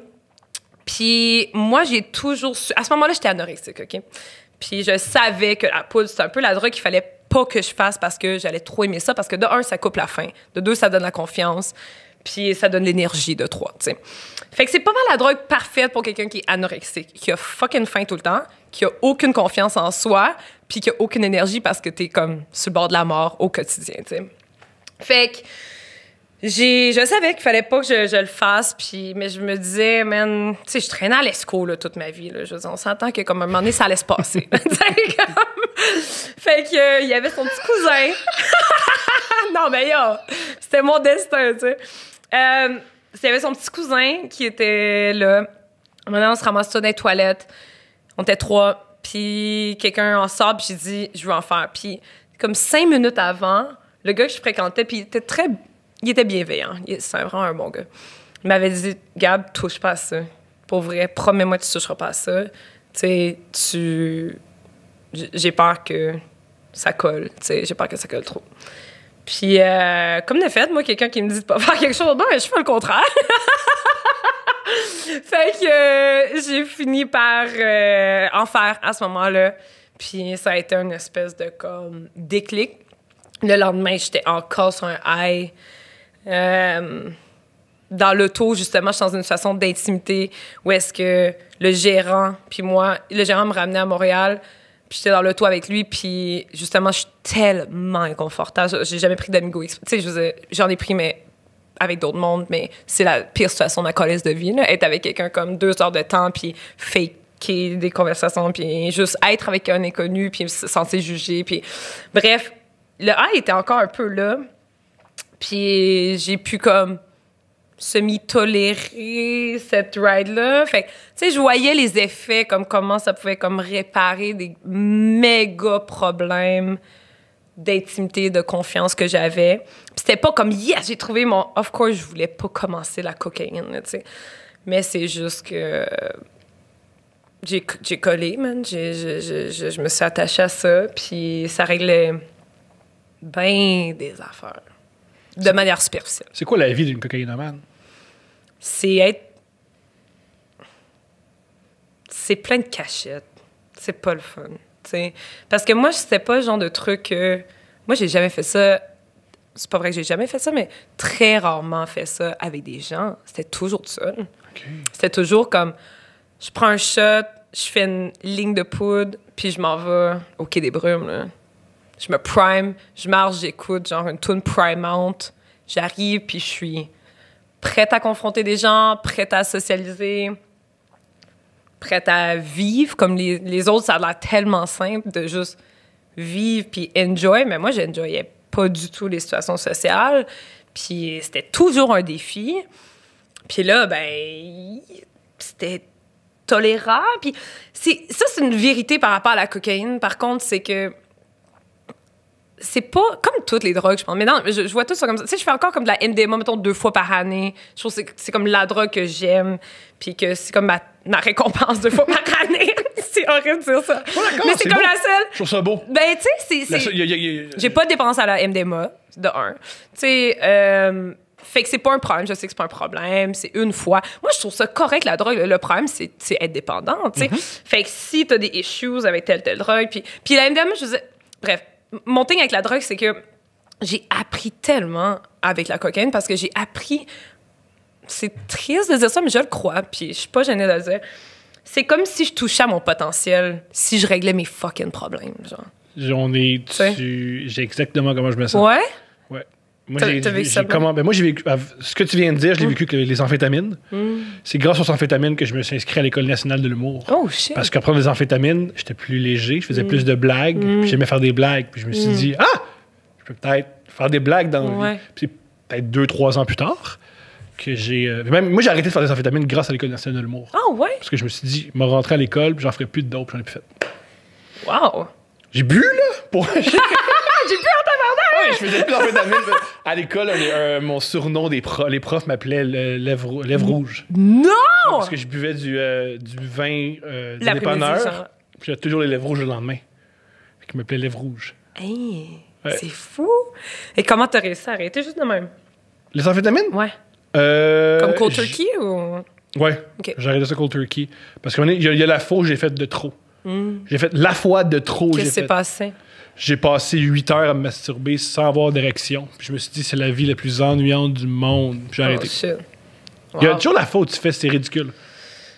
Ouais, ou t'es terrifié parce qu'il y a une bad luck énorme. Moi, c'est parce que c'était ridicule. C'est une vie ridicule. Je pense que je suis allé au bout Ouais, de c'est ça. là. C'est ton Ça dernier m'a- mur, tu fonces dans le mur. Là. Ça m'a apporté plein de trucs. Ça m'a donné confiance.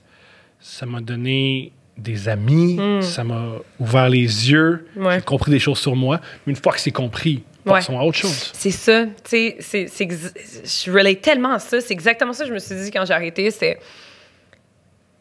Tu sais, tu touches à ton essence, là. Ces soirs-là. La coke aussi, c'est que tu t'exprimes tellement. Mettons, t'es quelqu'un qui communique beaucoup. Comme moi, je communique beaucoup.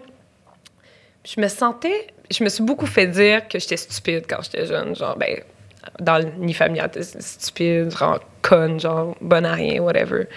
Puis ça a toujours été un gros complexe jusqu'à tout récemment, honnêtement. Je me sentais... J'ai toujours eu des complexes d'intelligence. Puis... Jusqu'à tout récemment. Puis quand j'étais sa poudre, ça me donnait une espèce d'avant-goût de comme comment je pourrais être si j'étais juste confiante, là. Tu sais, je m'exprimais super bien. J'étais comme, Chris, je veux dire, je suis pas une autre personne. C'est pas parce que j'ai pris la poudre que je suis une autre personne, là. Tu sais, je suis pas... je me suis pas transformée. Il y a pas quelqu'un qui se développe en moi, qui prend possession. C'est quand même des mots que j'ai en moi, puis une cadence que j'ai en moi, puis une structure. Ouais. Je pense que je suis quand même TDAH, non diagnostiquée, probablement. Ou pas, ou juste diffuse là, de nature, là, un ou l'autre. Fait que ça m'aidait aussi à être focus. Puis quand je parlais aux gens, je sentais que j'arrivais à vraiment convey là, comme ce que je souhaitais transmettre en temps normal, mais que j'arrivais pas. Avec les bons mots, sans le manque de confiance de « Ah, la personne me regarde, j'ai-tu de la carrière? » Toutes les pensées d'anxiété. Ce qui est génial de la coke, c'est que t'es juste bien. C'est bon, là, à un moment, ouais, au début. t'es comme... Ça dépend ton niveau de confiance dans la vie, là. Mettons, moi, j'ai toujours dit, comme la coke, j'étais juste à niveau. comprends. J'étais à niveau, je me sentais à niveau, tu sais. Moi, je me sentais comme ça. Dis-moi si c'est la même chose. Quand j'ai commencé à faire de l'amphétamine et de la coke, je me suis dit, enfin, le monde va à mon rythme. Enfin, je suis pas plus rapide que tout le monde. Moi, dans ma tête, les amphétamines ralentissaient le monde autour de moi. Puis ça me faisait beaucoup de bien. C'est faux. Tu me regardes à l'extérieur, c'est pas ça. C'est juste moi qui est de même. Mais dans ma tête, tout le monde a ralenti. Tout le monde va à mon rythme, puis ça me faisait beaucoup de bien. C'est tellement intéressant. J'ai déjà entendu quelqu'un d'autre dire ça. C'était quelqu'un de comme très, très intelligent, overthinker, hyperactif, qui disait ça, qui se sentait toujours décalé de tout le monde, mais c'était comme quand même arrogant comme commentaire, mais c'est pas dit de la même façon. Mais je pense que oui, définitivement, je veux dire, les roues hamster de tout le monde fonctionnent pas de la même façon, là, tu sais. Ça dépend de qui dit tantôt. À un moment donné, c'est tantôt des gens que c'est pas un sync, là, tu sais. C'est pas tout le monde, mais tu sais, à un moment donné, comme plus vieux, là, je sais pas si tu feels ça, mais à un moment donné, on finit par choisir les gens qui nous entourent, puis à un moment donné, t'es un petit peu plus sync, là, avec les gens autour de toi. C'est un truc que je dis aux plus jeunes, parce que moi, j'adore prendre des jeunes, leur expliquer c'est quoi la vie, puis ils partent, puis ils font bien. Tous les jeunes artistes, particulièrement les humoristes qui disent moi je fais de l'anxiété. Tu fais de l'anxiété ou t'as le pire milieu? Je le connais, ce producteur-là. Je comprends que tu te sentes mal, il est terrible. Ouais. C'est-tu un trouble anxieux ou c'est bon, c'est la pire personne? Moi aussi, je me sentirais mal si... C'est tellement vrai. Mais c'est vrai que change... C'est vrai. Ça, c'est tellement vrai. Moi, j'ai longtemps eu peur. Moi, j'avais pas confiance en moi. Mais t'as-tu vu ta blonde? Tout le temps en train de dire que t'es niaiseux, puis... Te rabaisser. Ben oui, puis elle a pas de salaire, puis je suis stressé, je suis vraiment carriériste. T'es pas carriériste? T'as besoin de provide! 2 salaires! Tu peux bien être ses nerfs, puis vouloir... Puis avoir peur de tout le temps perdre tes jobs. Tu perds tes jobs, 2 personnes crèvent de faim. Tabarnak! Mais c'est tellement vrai. Mais je pense que... Ouais, je relate à ça. Moi, c'est ça qui est arrivé dans ma vie parce que longtemps, je me suis dit, oh shit, je dois être bipolaire ou borderline ou je me suis comme longtemps dit ça. Mais en même temps, dans le fond, moi, je savais, OK, mais débarrasse-toi de ta boulimie, débarrasse-toi de ton addiction à la cocaïne, arrête d'être hangover au quotidien. Je comprends. Tu sais, puis on verra après.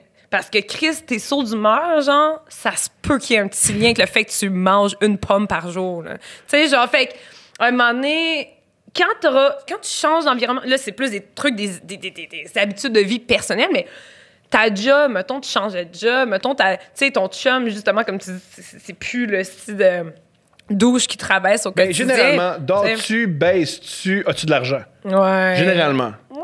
Si ces 3 choses-là sont défaillantes, ouais. C'est vrai que c'est des bons points, là. C'est des bons... Quand je dis baisse, c'est pas juste... Ouais. C'est une sexualité avec laquelle t'es heureux. Ouais. Il y a beaucoup de... Baisses-tu, ça peut être... Peut-être que tu passes avec des gens que t'aimes pas. Ouais, c'est ça qui rend... Qui te font sentir comme de la merde, puis qui te rejettent, puis qui... Ouais. Ben ouais. Moi, je suis rendue au point où je suis. C'est curieux de parler de ma non-sexualité. J'ai l'impression que c'est juste ça. Je dis, tout le monde est comme, y a-tu un thème à ton album? J'ai comme mis les tunes, genre. Je te jure, en le postant, j'avais même pas réalisé à quel point ça parlait tout de la calice de ma femme. Mais c'est ça, la magie du subconscient. Ça parle à ta place, ça dit comme, what's up pour de vrai, tu sais. Parce que c'est ça, des trucs freestylés que je sais même pas ce que je dis, tu sais. C'est comme justement state of flow type of vibe, tu sais. Puis ouais, clairement, j'ai une déficience à ce niveau-là. Mais la fin, c'est que, en tout cas, si je peux juste m'étendre sur le sujet un peu, mais tu sais, c'est vraiment pas que je fais pitié, là. Je pense que n'importe quelle fille ou gars, là, in this day and age, là, si ça tente, genre, ça va se passer, là. C'est plus que... Ça tente comme du monde. C'est ça, exact. Puis, tu sais, j'ai comme des déficiences au niveau sexuel, mais j'ai aussi des principes. Fait que c'est comme 2 choses en grosse contradiction, là, tu sais. Mais qu'est-ce que tu veux dire par... Commençons par les principes. C'est quoi tes principes sexuels? Non, mais c'est plus... Chris, je suis rendue... Hey, man! Moi, j'ai eu des mauvaises relations dans la vie. J'ai presque pas eu de relations saines. J'en compte 1,5 on the top of my head, là. Peut-être 2,5. Depuis toujours. Fait que ça me tente plus, là. Ça me tente plus d'être... Comme, je spot tellement... Déjà, toute ma vie, j'ai un peu spoté. Puis comme on disait tantôt, tu sais, t'es bon pour spotter les gens violents, puis fucked up, là, qui vont sucer toute ta joie puis ta lumière, là. Mais t'es laissé rentrer pareil, tu sais. Même chose pour moi. Les filles, pas les gars. Les filles, pas les gars. Les filles qui peuvent me faire mal, j'ai laissé rentrer, ça m'excitait. Pas les gars. Les gars, même chose pour moi. Ouais, je relate à ça. Même chose pour moi, les filles, c'est comme, you don't stand. Déjà que j'avais plus de barrières avec les femmes, il y a pas grand monde qui passait, là. Ouais, j'étais fait, OK. Fait que,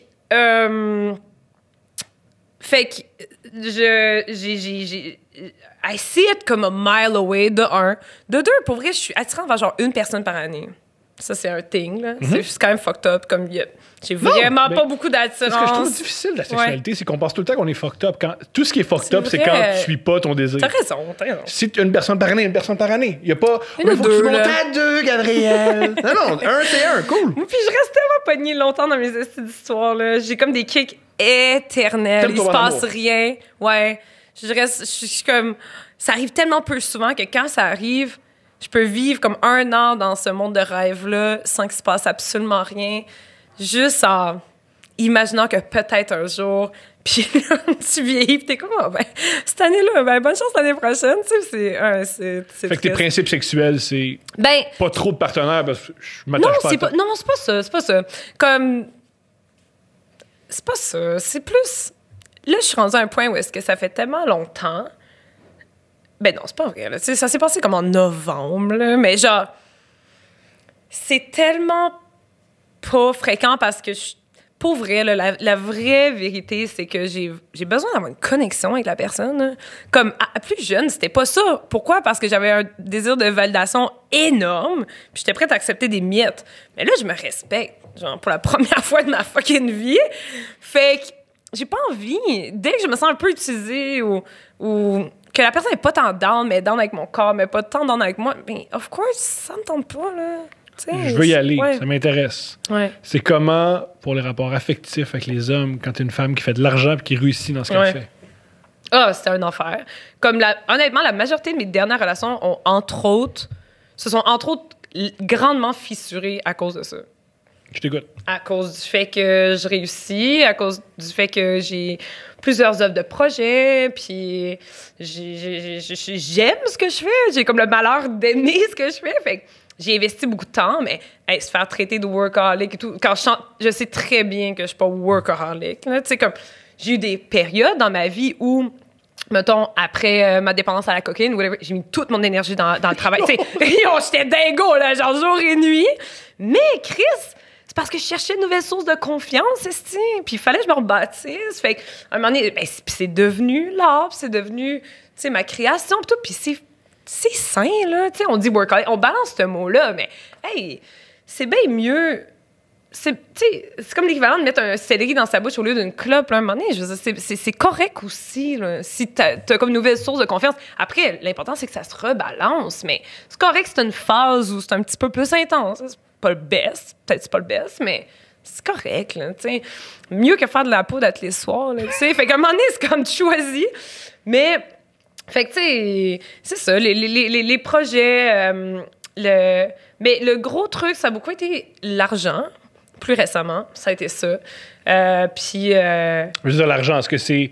Tu veux qu'il paye sa part ou il s'est émasculé parce moi, je suis comme la fille, je suis comme... Hey, parlons jamais d'argent. Tu vas tout payer. Oui, t'es une ancienne pauvre, alors tu dois... Ben oui, let's go, là, j'ai une carte de crédit, puis je peux payer à chaque mois, puis on y va, là. Moi, j'ai tellement été pauvre. Ben, comme tous les artistes ont été pauvres, mais je veux dire, ma famille était tellement pauvre que, je veux dire, pour moi, à genre 18-19 ans, je vivais à... genre 20$ par semaine, là, d'épicerie. Il n'y a rien là, genre 20$ par semaine, je suis good, là, tu sais. Fait que pour moi, à partir du moment où j'ai zéro dette, là... On y va. Hey, je suis... Puis j'ai comme une confiance maintenant. J'ai une confiance. J'ai comme une espèce de foi. Je sais pas si t'as ça, toi aussi, mais j'ai comme une foi. C'est peut-être ça, mon côté, comme, optimiste. C'est que j'ai comme une foi réelle que everything's gonna work out, genre. Ouais. Dis-moi si je me trompe, ça doit être très rassurant. Pour moi, c'est très rassurant. Tout ce que j'ai, ça vient d'une idée que j'ai eue là. Définitivement, tu dépends pas des autres, tu sais. Je dépends vraiment de moi du temps, puis un trouble affectif, puis je veux créer quelque chose. Puis une compétition. Oui, moi, ce qui me drive, c'est des compétitions avec des gars qui savent pas que je suis en compétition contre eux autres. Ah! Qu'est-ce que tu veux dire? Explique. Moi, j'étais en compétition avec du monde, là, par rapport. Ah ouais, je vais le battre, lui. Puis il sait jamais. Puis là, je le rencontre, puis je suis bizarre. Tu vois, c'est déjà. Ça fait quoi comme en humour, ça?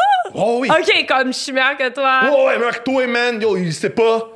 Nico, il sait, mais j'y confie tout, là, il est tanné des fois, il trouve ça malaisant des fois. Oh, lui, t'as tendu ça tel projet, puis il fait juste, assis-toi, man, fais-toi un café, fais ton podcast. Est-ce que j'aime ça? Peux-tu m'arrêter avec lui ici, radiateur de Patreon, puis je sais que c'est pas, je sais que c'est touché parler de trucs genrés, là, en 2021, maintenant, mais, tu sais, après, tu lis genre Sapiens, puis tu lis comme... Puis à un moment donné, tu sais, il y a des trucs aussi biologiques qui sont difficiles à... Tu sais, je pense que c'est comme...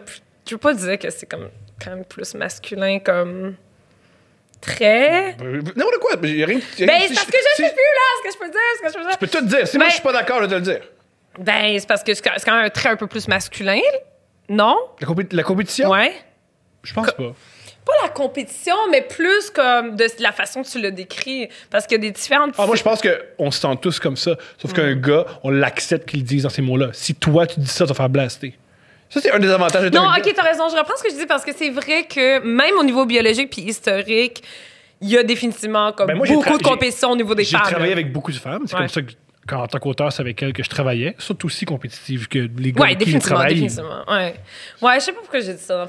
Je pense que c'est plus de la façon que tu décrivais. Peut-être. Ouais, peut-être que ça se peut. Ça se peut que vous l'admettez plus, puis vous avez moins un complexe par rapport à ça. Moi, je pense que ce que je viens de dire, c'est le monde va faire ha ha ha. Si toi, tu dis ça, ouais, je savais pas ça d'elle. Ouais. Je crois que c'est, encore une fois, comment vous présentez les filles. Non, mais t'as fucking raison. Non, mais t'as raison. Puis j'y pensais en venant, parce que je pensais quand j'ai vu l'entrevue de Virginie, puis là, j'étais comme, man, si le milieu est cleané, il y a plus de dudes, mais... où il y en a plus beaucoup. Puis après ça, je me suis dit, il va y avoir d'autres problèmes. Il y aurait d'autres problèmes qui se développeraient dans ces dynamiques surtout des femmes. À un moment donné, les problèmes justement de compétition et whatever deviendraient plus apparents, qui sont des traits, comme tu dis, je pense. T'as raison. Tu sais, comme, je réitère ce que je dis, parce que c'est vrai, totalement. Puis je pense qu'il deviendrait peut-être plus apparent dans des... Ah non, je sais pas, dur à dire. T'as raison. Je suis pas sûre, dans le fond, de ce que je dis, mais je me questionne. Des fois, on a juste pas terminé de penser. Non, c'est ça. C'est plus comme j'ai pas terminé ma pensée par rapport à ça, parce que j'ai pas de modèle de l'univers où beaucoup de femmes sont au pouvoir. Fait, how should I fucking know? Il y a ça aussi. Show me that reality, puis on en parlera après. Là, peut-être que je vais pouvoir cogiter là-dessus. Mais là, c'est dans l'imaginaire. Ça m'intéresse, ça, ou à quel point...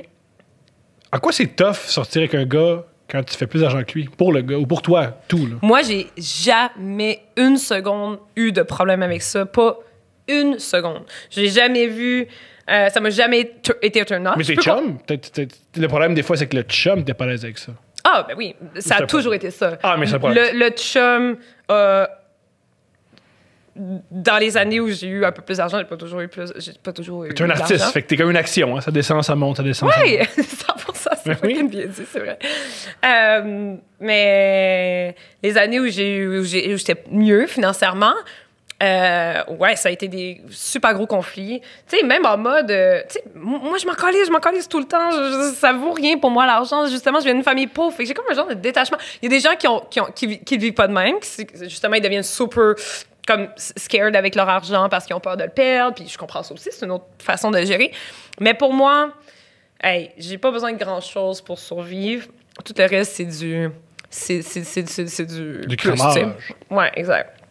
Fait que, mais non, ça crée des dynamiques de merde où est-ce que je suis dans une position où je peux pas changer ma réalité, mais je me la fais reprocher, puis le gars veut pas dealer avec ses insécurités par rapport à l'argent, puis il faut juste que, I don't know, j'accepte, j'attends, j'essaie de le rassurer, mais je suis un peu tannée, règle générale, de devoir, puis je pense que beaucoup de femmes sont tannées, règle générale, de devoir dealer avec les issues des gars, là. Ouais, ça, c'est pas mal le shit que je suis le plus tannée, en général. C'est quoi les issues de gars que t'es tannée? Le manque de responsabilisation en général. Ah, ça m'intéresse. Ouais. Alors, c'est jamais ma faute? Ah, ben, juste comme, j'ai pas envie, je suis pas rendue là, je suis pas prêt, ou n'importe quelle excuse qui mène à je vais pas me prendre en main. Je te dis clairement, je subis quelque chose à cause de tes actions, je souffre. T'es abusif, t'es colérique, t'es violent, whatever. Puis la personne a toujours une excuse. Ah, c'est mon travail. Ah, je suis fatiguée. Ah, non, c'est toi qui es de telle façon. C'est toi qui me rend violent. C'est toi qui me rend de telle façon. N'importe quoi. Ah, non, j'ai essayé d'aller voir un psy, c'est pas pour moi. Ou, tu sais, I don't know, j'ai pas envie... Non, j'ai pas un problème, c'est à cause de... C'est avec toi, c'est notre dynamique, tu sais. Ou n'importe quelle excuse de comme... Pour pas prendre en charge des choses réelles que tu perçois chez l'autre, que tu vois, là, tu vois la conséquence de tes comportements, puis tu te prends pas en main, puis tu trouves n'importe quelle façon de faire du déni possible, tout en continuant en faisant souffrir régulièrement la personne avec qui t'es, ben... Ça, j'ai une impatience. Comme tu parlais de ton enfant, puis tu avais développé une espèce d'impatience par rapport à genre... Pas à l'enfant, mais aux autres. Oui, non! L'impatience par rapport... Je pense que tu disais que les kids, en général, te faisaient chier, puis tes enfants... La mienne en particulier. J'écris souvent après. Puis quand tu crées pour un enfant, il t'écoute, non? Non, mais t'as-tu essayé la violence physique? Ça marche aussi, c'est une joke. Non, mais on l'a essayé sur moi, puis ça n'a pas marché. Ça, j'ai déjà un exemple de moi. Exactement. Est-ce que ça marche pas? Mais non, mais ce que tu disais, en fait, c'était que ton impatience par rapport comme autrui, genre par rapport à juste comme, OK, ben pour vrai, le niaisage, mais c'est un peu ça. Moi, j'ai plus de tolérance. Puis je suis une fille comme fucking tolérance. C'est pas mal mon trait de personnalité là, le plus fort que mes amis. Donjons et Dragons, c'est son maximum. Genre, mes amis, c'est ça qui... Hey, je t'offrais en tabarnak. Mais non, mais c'est mes amis, c'est ça qui... Tu sais, c'est mon problème, c'est ça que j'ai travaillé en 2020, c'est de travailler sur mes limites. Parce que je suis quelqu'un qui a des limites extrêmement floues, de moins en moins, mais ils ont toujours été complètement flous. On voit beaucoup ça chez des enfants qui ont vécu de l'abus, etc., comme tu sais, mais... fait que ça, c'est quelque chose que j'ai travaillé récemment, mais... Moi, j'ai déjà vécu un moment... Ouais. Je sais pas si ça va t'intéresser d'entendre ça, mais... Ben oui. J'ai une relation que j'aimais pas. Et souvent, ce qu'on fait... J'ai un truc que j'ai observé, c'est les premiers mois d'une nouvelle relation, ouais. Tu règles avec la nouvelle personne des trucs que tu voulais régler avec la précédente. Mais t'as rien fait. Exemple, un truc avec ma blonde. Ouais. Ma blonde précédente voulait pas que j'aille jouer au hockey. OK. C'est comment ça tu vas jouer au hockey? C'est du temps que tu vas avec les autres. Je trouve ça bizarre. Ma nouvelle blonde, Steph, me rappelle m'amener C'était mercredi, puis j'avais un ami qui venait me chercher. T'es comme, j'y vais quand même, puis comme d'où, je sais jamais dit. Ouais, mais moi, je vais me coucher, je m'en fous. On est mercredi soir, je vais me branler, puis tu seras pas dans la maison. C'est la meilleure affaire. Je veux dire, tu me dis que en plus, tu vas te dépenser de l'énergie. Génial! Je veux dire, enfin, je suis plus capable de gérer ton énergie. Je dis, vas-y. Puis je me rappelle, j'étais les deux pieds, j'avais mon sac de hockey, puis j'ai dit, c'est un impératif. Ouais. C'est non négociable. T'as fait, OK, je m'en fous. Je parlais à mon ex. Puis elle aimait aussi ce qu'elle aime, mon mot. C'est que j'aime ça. J'adore, c'est non négociable. La fille est comme décalisse, man. Mon émission commence. Elle est en pyjama avec son sel. Et comme, ouais, cool. Tu vas juste décarpir. Laisse-moi écouter au dé, tabarnak. Là, bye. Bye. J'ai pas besoin de... Wow! Est-ce que c'est bon? Là, en plus, c'est une fille qui se couche tôt. Là, moi, j'ai commencé à jouer à 10h30. Là, fini. Non! Tu m'entends? Oui, je t'entends beaucoup trop. C'est bon, ouais. C'est tellement bon. Mais oui, c'est vrai qu'on règle nos issues dans des relations. Puis moi, j'étais beaucoup... Les frontières, c'était pas clair. Puis là, avec ma nouvelle blonde, les frontières vont être claires en tabarnak. Puis elle, comme pas besoin. Même pas besoin, on se respecte. Du respect. Ben moi, longtemps, j'ai cru, elle est pas jalouse, fait quand même pas. Ah, ben oui, of course. Hey, toutes les raisons pour nourrir notre insécurité, hein. Elle a toujours besoin un petit peu plus. J'ai longtemps parlé avec ma psy de, c'est les difficultés de sortir avec quelqu'un que t'aimes, qui est relax. Ouais. Parce que qui est respectueux et humain. Est-ce que t'es comme moi au niveau de, si l'autre personne on vit une dynamique toxique, mais il y a de l'amour derrière ça. Et la plupart des histoires d'amour sont un peu toxiques, alors c'est correct. C'est le fairy tale télévisuel, les films là, qui nous ont empoisonné un peu cette image-là. En fait, on n'a pas été éduqués par rapport à l'amour. Tu sais, on a c'est de la passion, mais tu sais, on comprend plus vieux que c'est pas nécessairement... À ce temps, je me fucking méfie. Genre, quand ça a de l'air trop d'un film, là, je suis comme très méfiante parce que ça peut être... T'sais, je préfère que la personne soit juste... C'est pour ça que maintenant, je pense que mon prochain chum, là, ça va être... Ou blonde, who fucking knows. Je suis rendue Pourquoi de plus en plus ouverte. Let's go. Non, mais c'est des réels questionnements que j'ai eu toute ma vie, tu sais. Mais c'est sûr que ça va être un ami avant tout. Là. Ça va être un ami pendant un bout. On va se connaître avant de sortir ensemble. Je m'implique plus dans des affaires où je te découvre pendant qu'on sort ensemble. Non. J'ai pas ce temps-là à perdre. Puis aussi, je veux pas risquer de m'attacher. Puis là, il soit trop tard. Puis là, on reste ensemble pour les mauvaises raisons. Ça me tente plus. Fait que ouais. Je sais pas pourquoi je disais ça. Pourquoi je disais ça? Tu disais ça pour les relations... Attends, à cause de toi, tu disais... On parlait des relations amoureuses. On parlait qu'on apprend... Est-ce que tu sens que des fois, quand tu vois des traits toxiques dans une relation amoureuse, tu vois... Ben c'est ça, oui. Ben là, c'est ça. Ben là, je les perçois plus. Là. Je les perçois à distance. Puis, non, je suis terrifiée aussi. Je suis terrifiée de retourner dans le même... Mais je sais que ça arrivera plus jamais. OK. Mais je me suis déjà dit ça dans le passé. Moi, je suis comme un piège là, à narcissique. Là. Moi, là, je suis comme un... Yo, il trippe, là. Il trippe parce que je suis empathique, esti. Parce que, c'est ça, j'ai comme infinie de tolérance puis infinie d'écoute puis de compréhension puis je comprends puis... T'es un trophée, je veux dire. T'es très populaire puis c'est cool de t'avoir... Non, mais je peux comprendre qu'un narcissique fasse... Je la veux, moi. Je la veux à côté de moi. Ouais, je veux la détruire. ça m'arrive régulièrement. Ça, ben... Aïe, aïe. Non, c'est ça qui se passe, là. Ah ouais. Fuck! Ah ouais, man. Yo, moi, j'ai l'impression que ma vingtaine, là, ça a été de être dans des relations avec des narcissiques, des pervers narcissiques, puis me rebâtir après. Être en relation et me rebâtir après. J'ai tellement perdu du temps à me rebâtir, à me retrouver, là. C'est tellement de la merde, là. C'est fou, genre, le temps qui t'enlève, ces gens-là, comme... T'as du précieux temps de vie, qu'après, pendant genre un an, t'es comme, je suis qui? Je suis qui? Qu'est-ce qui est vrai? Qu'est-ce qui est pas vrai? Qu'est-ce qui était du gaslighting? Qu'est-ce qui m'est arrivé? Parce que tout ce que je vivais m'a été denied. Comme, tout ce que je vivais, je me faisais dire, non, t'es pas en train de vivre ça. Etc. Jusqu'à temps que tu passes des heures au téléphone avec, éventuellement, quand tu as le courage avec les ex de ce gars-là, pour qu'ils disent... Puis là, t'entends la même calice d'histoire que toi, ce que t'as vécu. Puis l'autre ex, la même calice d'histoire, mais un petit peu moins longtemps. Puis là, tout le monde catch. C'est ça, le part healing avec des pervers narcissiques. Moi, c'est le seul healing que j'ai eu dans mes relations post-pervers narcissique. Puis c'est triste, là, comme... Il y en a pas beaucoup de pervers narcissiques, mais on dirait qu'ils sont tous avec moi. En tout cas, ils ont trouvé leur maison, mais... Tu sais...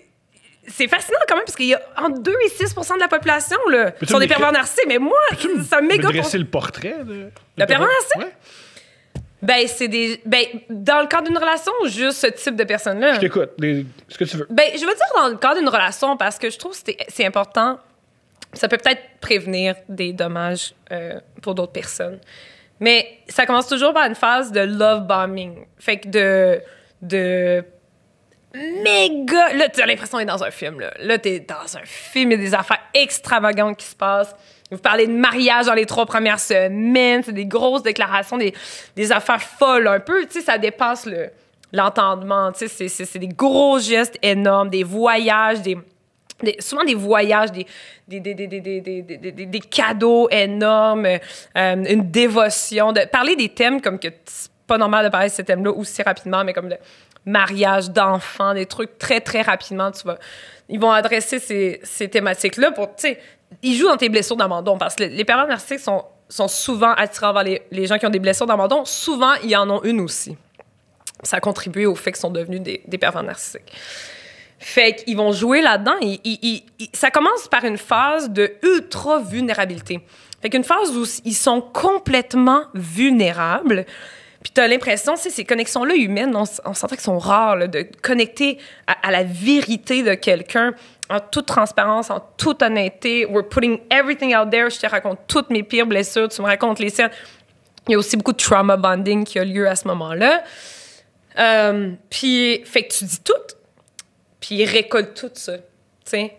Puis on dirait qu'il te ferait jamais de mal, il ferait jamais ça. Tu sais, moi, je me souviens dans une de mes relations en char, je me souviens qu'on était tellement dans cette synergie magique-là de... Puis cette phase-là, elle est, je crois, sincère de sa part. Je pense que c'est tout un peu inconscient pour ces gens-là aussi, là. Tu sais, il y a une différence entre psychopathe puis pervers narcissique, là, même s'il y a des similitudes en tabarnak.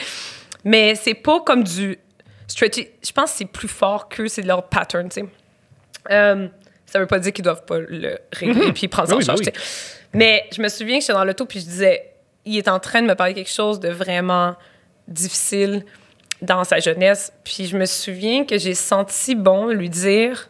Parce que, tu sais, souvent en relation, les gens ils prennent ce que tu leur as dit puis ils te le remettent contre toi plus tard dans la relation, tu sais, quand ça va mal. Comme, ça fait mal. Quand ça va mal. Quand ça va mal, tu sais. Fait que je me souviens que j'ai dit, hey, je verrai plus jamais ça contre toi. Genre, pas plus jamais, mais je vais jamais virer ça contre toi. Je vais jamais utiliser ça contre toi. Puis, c'est fou parce que quand je pense à cette relation-là, tout ce que moi j'y ai dit et tout ce que j'ai admis a été repris contre moi systématiquement pendant toute la relation. Puis c'était comme ça qui jouait dans mes blessures, tu sais. Fait que c'est ça. Fait que t'as love bombing, t'as la partie où tout le monde est vulnérable, puis à un moment donné, il se referme, puis en fait, qu'est-ce qu'il fait, c'est qu'il enlève... Il y avait un masque, c'était pas sa vraie nature, c'était pas sa vraie nature, fait qu'il redevient lui-même. Puis là, c'est comme le jour et la nuit. Puis toi, tout le reste de la relation, t'essaies de retrouver le gars ou la fille que t'as connu là, dans cette période-là qui a rien qui a jamais filé plus réel que ça de toute ta vie, là, parce que c'était tellement vulnérabilisant et just real que ça se peut pas, là. Ça se peut pas que ça soit juste du mensonge, tu sais. Fait que toute la relation, tu te rattaches à ce qui s'est passé dans les 2-3 premiers mois. Souvent, c'est 2-3 mois. Puis la personne est juste redevenue elle-même, dans le fond. Puis he or she got you, tu sais. Puis c'est toujours du gaslighting, toujours du « non, j'ai pas dit ça, j'ai pas fait ça ». Toujours invalider ce que tu crois. C'est pour ça que beaucoup de gens qui sortent de relations avec des pervers narcissiques, ils sont extrêmement perdus parce qu'ils savent plus what is what. Ils savent plus qu'est-ce qui s'est passé, qu'est-ce qui était vrai, qu'est-ce qui était pas vrai, parce que tu te fais invalider systématiquement. Puis c'est ça, man, ça ressemble à ça. Tu sais, comme le portrait général d'une relation avec un pervers narcissique, ça ressemble à ça. Énormément d'abus, de la violence. Puis ça finit souvent de manière très dramatique, là. Tu sais, ça s'empire tout le temps, puis ça peut te mener à de la détresse psychologique terrible. Tu sais, moi, les dernières années, là, tu sais, je me suis ramassée à l'hôpital, là, en mode, je peux plus dealer avec ça au quotidien, mais t'es comme trapped. Avec des pensées suicidaires, puis juste... C'est décalissant, man. Parce que souvent, les gens qui vont se retrouver dans des... Quoi qu'il n'y a pas de pattern absolu, mais souvent, ça va être des gens très empathiques qui finissent avec des pervers narcissiques parce que des suck off that, là, tu sais. Fait que souvent, ces gens-là finissent genre juste desséchés, puis à un moment donné, soit qu'ils se tannent de toi, de façon comme, il n'y a plus de défis, tu me confrontes plus, t'es totalement soumise, puis il voit bien que t'accepterais n'importe quel type de violence, puis whatever, fait qu'il se tanne, puis il décalisse. Puis après ça, ben, il donne plus jamais de nouvelles. Plus jamais, plus rien. Fait que ces gens-là, souvent, finissent aussi avec aucun closure. Puis c'est ça, la torture psychologique qui dure vraiment longtemps. Puis c'est pour ça, dans le cadre de MeToo, c'est ça l'affaire, souvent, ces filles-là, ils n'ont jamais eu de closure, ils n'ont jamais eu de pardon, ils n'ont jamais eu pas de rédemption, mais de moment de vérité. Tu sais, j'ai fait ça, oui, tu as raison, je suis désolée, whatever. Fait que c'est pour ça qu'à un moment donné, ils pètent aux frettes, là, puis ils sont comme, je suis plus capable de... J'aurais jamais cette paix-là.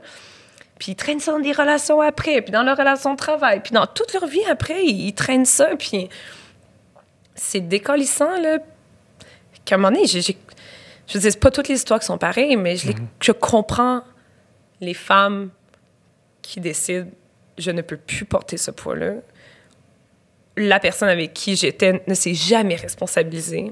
Il ne va jamais le faire, je le connais. Il l'a jamais fait avec ses ex, ou j'ai parlé à d'autres filles, whatever. Il va jamais le faire. Je suis tannée de voir qu'il s'en sort indemne. C'est pas une affaire de vengeance, c'est juste une affaire de...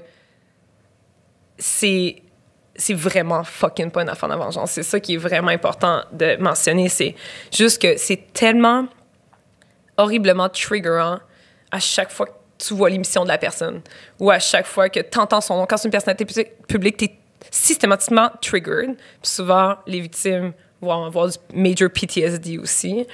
Fait que t'es comme exposé à ce risque-là d'être triggered, d'avoir des crises de panique ou des crises d'anxiété ou te replonger dans ta méga blessure systématiquement. Puis à un moment donné, c'est comme tu souffres. T'es dans la souffrance dans tous les cas, t'sais. C'est ça l'affaire, t'es dans la souffrance dans tous les cas. Puis à un moment donné, c'est juste un désir de faire comme « Hey man, t'es pas capable de te responsabiliser, comme je vais m'arranger pour que t'aies pas le choix de te responsabiliser, t'sais. » Parce que c'est mindfuckant à quel point t'as pas de remords. C'est mindfuckant, t'sais. Puis... Yo, moi, je connais beaucoup de gens là, qui n'ont pas dénoncé, là, puis qui vivent encore au quotidien là, avec ce monstre-là en deux. Là. C'est horrible. Là. Juste parce que la personne ne se responsabilise pas. La majorité du temps, là, ça serait réglé si c'était ça. Ça serait réglé si le gars revenait. You know what? Je rentre en thérapie fucking live. Là. Je rentre en désintox. Je me prends en main. Je te promets, je me prends en main et I'm gonna make it right. Mais ça arrive pas, ça. Ça arrive pas avec des pervers narcissiques, en tout cas.